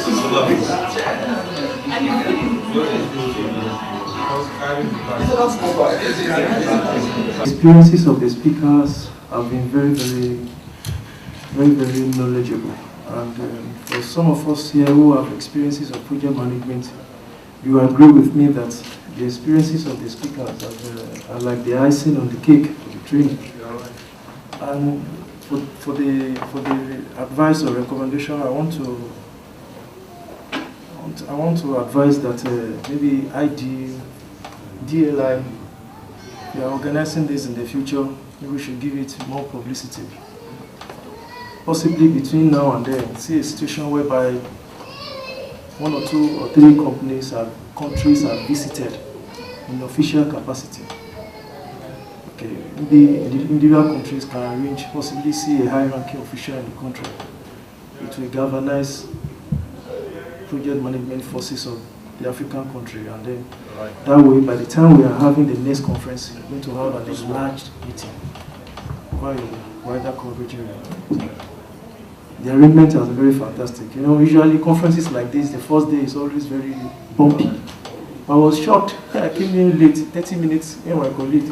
And they're already halfway into the conference. It's really a very good one. And I want to commend the efforts of DLI. Thank you very much. Thank you.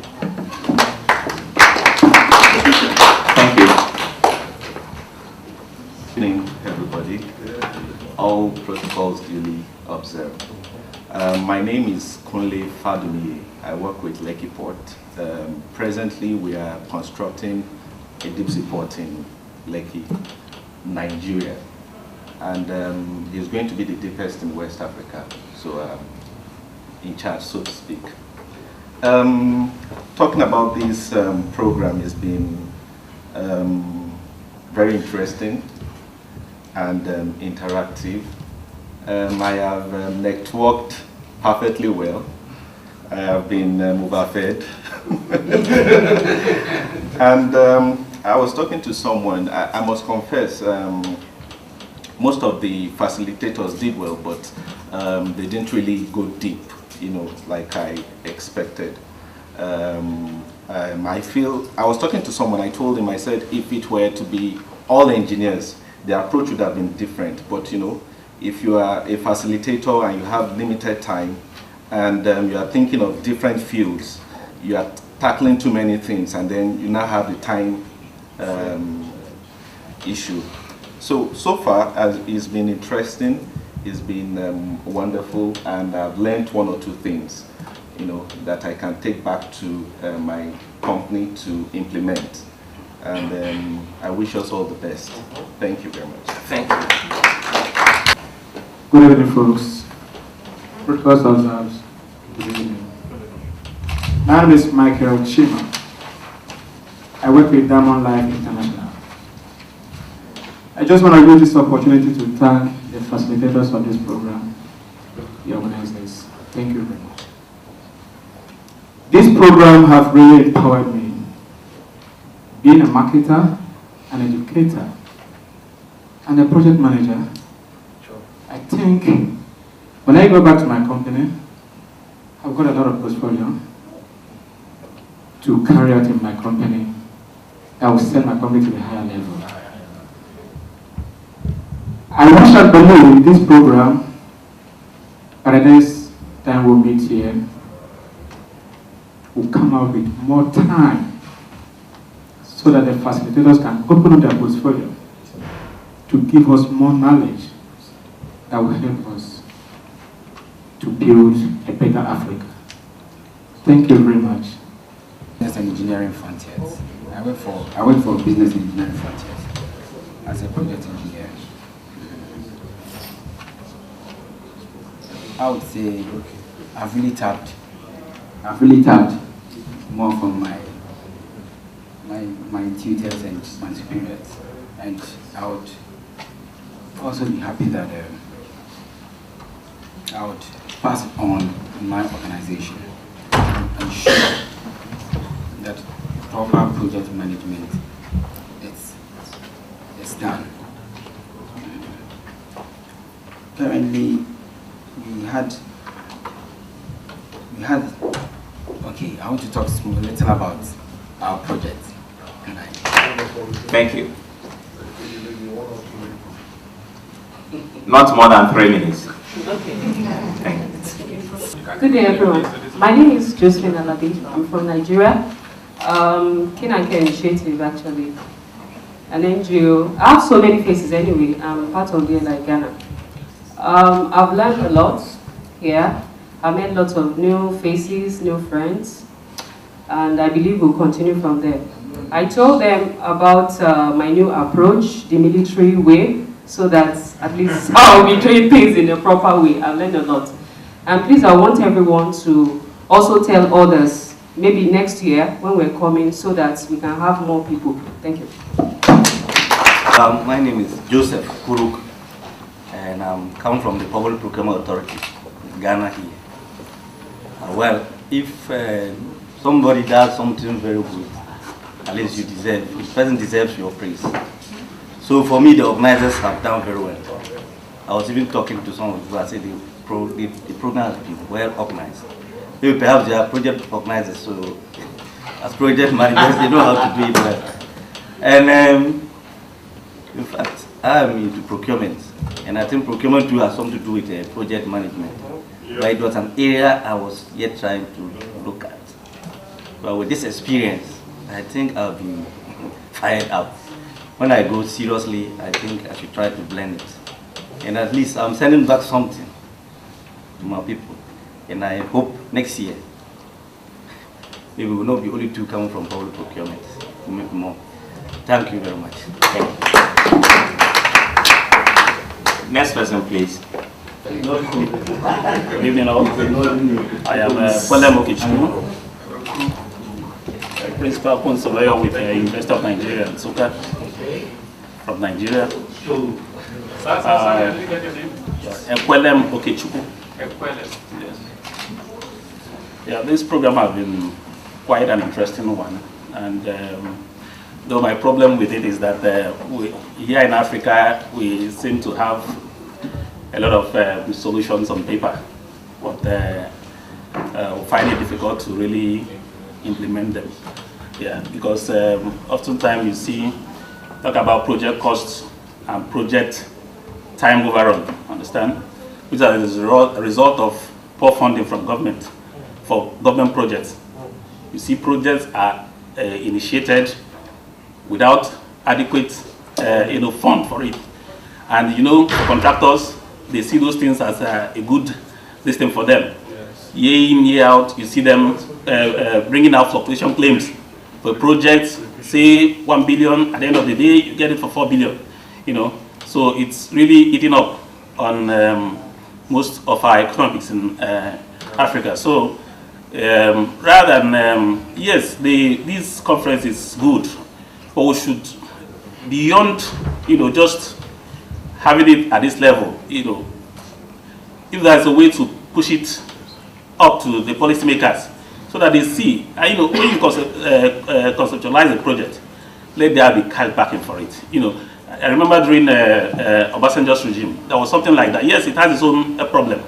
Understand? You have mushroom projects. Understand? But there are funds for it.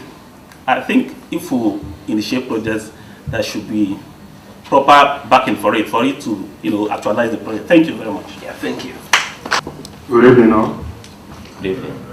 I am Engineer Weke Egede Friday from University of Nigeria, Nsukka. I believe why the Vice Chancellor sent us here is to enable us to acquire knowledge that will help him cut the cost of projects, get projects completed without compromising standard. And from all indications, we've learned much on that. I'm an electrical engineer by profession, with special interest in optimization using artificial intelligence methodology.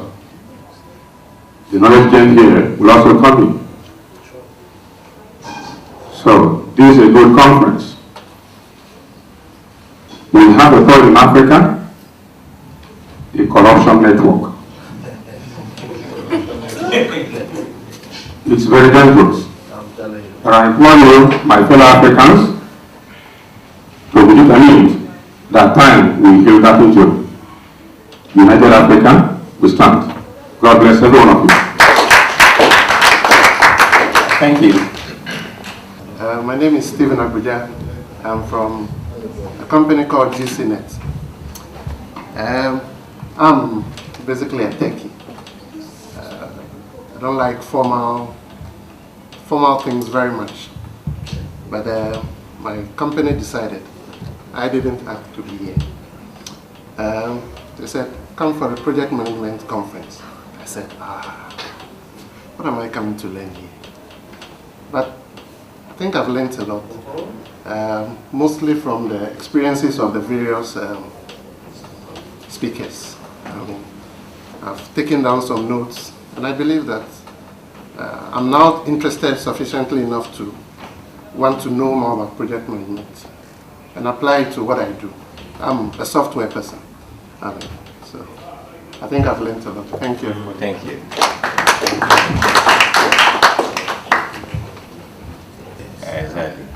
Good evening, everybody. I stand on the existing protocols. My name is Eze Chijoke Samuel. I come from Nigeria. I am the Director of Fiscal Planning, University of Nigeria, Nsukka.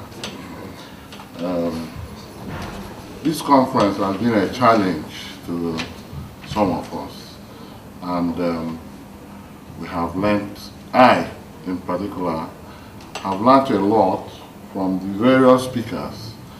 And I want to thank the organizers of this conference. They tried to get resource persons from diverse sources and diverse experience. And I think that has helped some of us in refocusing. Good evening again. Yeah, I would like to congratulate the organizers. It's been a good conference. And also to congratulate them again for the quality of the resource persons. Well, I ought to have introduced myself. I'm Anne Monica from the University of Nigeria. We're in the business of producing work-ready graduates.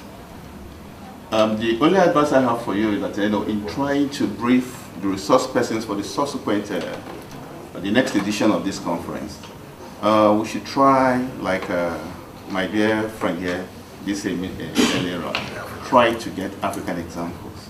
I know it's difficult to collect data here, but South Africa is doing very well. Most of their companies have data. So even if we start using South African companies for the African program, I think we're making progress.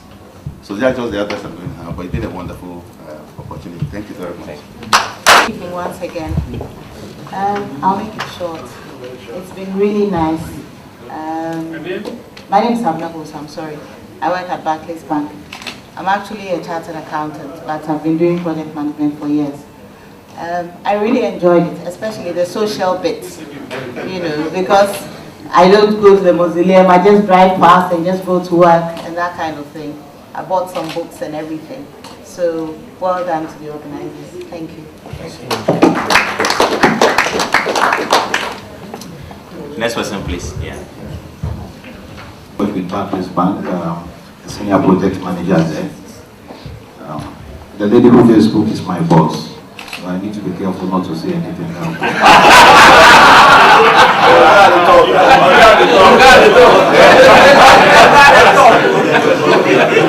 I think it's been quite wonderful. Actually, we first heard about this CIBM certification when our regional office was in Dubai, and I really have the opportunity to attend. So it was good that they brought it down to Ghana here. And my boss gave me the privilege of also attending. So thank you very much, Abna. Two things I've learned and I want to share. First of all, doctor said that quality of 99.9% is not good enough. So we should aim at 100%. And that's something I've taken. And secondly and lastly, something from the general. He said that run the project as if it belongs to your father. So it basically means you need to own the project. It means that if you run the project as if it belongs to your father, you don't want the project to fail. Even if everybody runs away, you are still standing there. You want to make sure it succeeds. Thank you very much. It's been quite wonderful. Thank you. My name is Richard Kofi. I am Richard Kofi. Yes. I am operations coordinator for Jodo Ghana. It's an exploration company. I think, yes, the program has been very, very, very educative. The conference, I can say. And I've learned from some experiences that were shared. But one thing that I probably will put across is why would we want to go through the pain and pressures of life as a project manager to make sure that you see a project come to its finish, its completion, and you are satisfied, and the next day the people who, or the stakeholders who we actually put the project on for cannot actually benefit from the project at its completion. What I'm trying to point out here is post-implementation issues. Sustenance of projects is something that we probably have to also think about as we are going out to just go and make sure that we have our projects getting to that completion. Think about how that finished projects can be sustained over a longer period. Thank you very much. Yeah, thank you. Studying on existing protocols. Adewale Kayauja is my name. Adewale Kayauja. I'm chartered architect with NIA, Nigerian Institute of Architects, ACON, BIFM, and Institute of Chartered Arbitrators in the making. I left Abuja with anxiety. I landed Ghana with excitement, and I'm leaving Ghana fulfilled. I'm the head of Capital Projects Implementation Section of NDIC Abuja. I've been with NDIC for 20 years, and I've been handling capital projects for NDIC. Currently, I'm handling the 17-story head office building for NDIC in Ikoyi, Lagos, and a 9-story building, the training center at Lekki, and the office extension in Abuja. With all these, I've been working with various contractors, various consultants, so you can see that it's been a worthwhile experience running, supervising, delegating, attending all sorts of issues with contractors and consultants for the past 20 years. But with PM, and with the AWM conference today, I've learned quite a lot. One thing I also want to go with, just like we've shared in one summary, is like it's not all about the degrees you carry or the charter or whatever you have. It's not all about what you acquire. It's all about what you use from what you have acquired. Leave the self and go for the entity, go for the group, go for the customers, go for the stakeholders. That should come first before yourself. But the African setting today is all about self and forgetting about the entity. I hope we will be change man and be a change champion. Thank you. Thank you. Good evening, ladies and gentlemen. Good evening, ladies and gentlemen. Good evening. Thank you. My name is Titus Abe. I'm from Nigeria. I manage a company called Livingstone Insurance Brokers. Well, whilst I was coming, I have so much expectation, and I'm so happy that most of my expectations were met. And I'll just have one or two things to advise the organizers of the program. But before I advise them, let me also say this. Well, right now I can tell you I'm a better project manager, because whilst the facilitators and the contributions were going on, you know, sometimes people were saying some things and I'm hearing an entirely different thing in my heart. For example, I can tell you by the time I go back to Nigeria, by virtue of some of the things I learned here, I'll be a better husband. I'm not joking, I'll be a better husband. Yes, because I find out that managing a family is a project. Yes. I'll be a better employer. I'll be a better friend. And what have you. But one of the advice I have for the organizers of the program is that subsequent ones, I think the topics here are too much. That's why you see some of the organizers, some of the facilitators, they're always, you know, a little bit jumpy. They're in a hurry. At times, in the middle of the things, they will want to say so many things, but they'll be calculating, okay, I have just 5 minutes and all that. So I think you should look into that subsequently. Then I would also like to advise that this group, maybe you create something like social media on Facebook or BlackBerry or whatever, so that we can continue to interact, maybe a closed group, so that, you know, we can be dropping topics for discussion, and, you know, it's a continuous process. I'm going to spend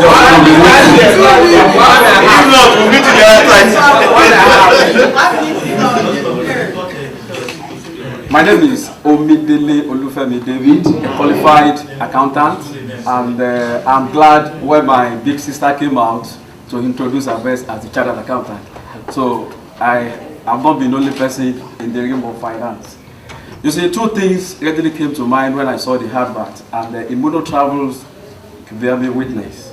I was on leave, I was away for an exam, and when I came back, I saw the Guardian paper, and I quickly called Immuno Travels. And immediately he told me the details, and I called my finance manager in the office. Please, guy, get me $2,350. And he said no, MD was not around. I said nobody, I'll come to office. So I drove about 57 kilometers to the office, and immediately I paid the money. I was looking at the theme of the program. It wasn't that attractive. Nonetheless, I love the Appmc. I came here yesterday and I saw the talks. Two things: the procurement standard aspect of it, the risk, cost, and assurance management. The PPA, the Public Procurement Act, fine, the woman confirmed it, and I also testified. Ghana was in the lead to enact such law, in Africa, followed by Nigeria, because we have PPPA 2007. So I was so much engulfed because I have a course also to be attended at Lagos Business School, contract procurement. So she covered contract procurement in her outlines. So I have it. I'm going to study that. It is a wonderful experience. You know, when I was approached to come to this program, I asked so many questions and I couldn't wait for the answers. But I'm glad I came, I see, I learned, and I install, so I'll Bluetooth you. I want to challenge each and every one is, we can make it. We can make it. Yes, we can. Yeah, and I can't. I don't want to think of passing the ball is those are the, don't wait until you become a minister. Effect the change right now. Right now. I mean, if all of us decide to work efficiently in whatever we do, the change will happen. The change will happen. So I want to encourage each and every one that we can make it. I believe in Africa. I believe in the future, that very soon Africa will be on top. Thank you very much. Human resources to do that, and actually we are here to make it happen. Thank you. The next time I would like to hear not like, you don't know where in Africa. No, I want to hear, you don't believe, but you are in Africa.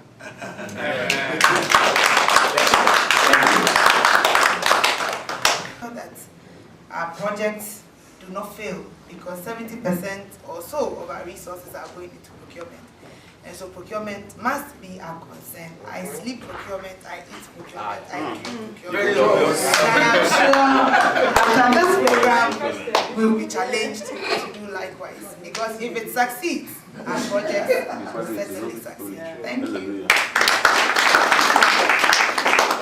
That our projects do not fail because 70% or so of our resources are going into procurement. And so procurement must be our concern. I sleep procurement, I eat procurement, I drink procurement. And I'm sure after this program, we'll be challenged to do likewise. Because if it succeeds, our project will certainly succeed. Thank you. My job as a media person, as a journalist who is here, is quite unique in the sense that all of you, I mean, you talk about monitoring and control, and somebody said we mustn't wait for control. We should try and enshrine quality.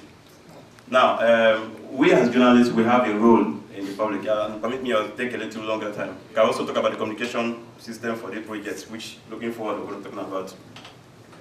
We have, I mean, our former president of the Bar Association will tell you that we are the only ones given the powers to checkmate every other person in the constitution.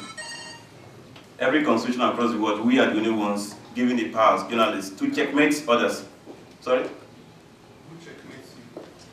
Well, God does. God does. But the constitution is there to checkmate us. So we are the only ones who have the power to checkmate. We are the only ones who can say the president, no, you are wrong. And he will say, look, what do you mean that I'm wrong? The lawyers can say that and get away with it. They take a long process in the courts and it will never end. So we are business to ensure that you do the right things. And you agree with me that in the media industry, capacity is a problem. We learn on the job. Many of us don't have any background. We can look onto this as a mustard seed we've planted. We want it to grow into the big purple tree. Thirdly, Africans be talking too much. We need men of action. And I believe that the team challenges all of us to be new ambassadors to the new renaissance taking place in Africa. On that note, it's my pleasure to close the meeting.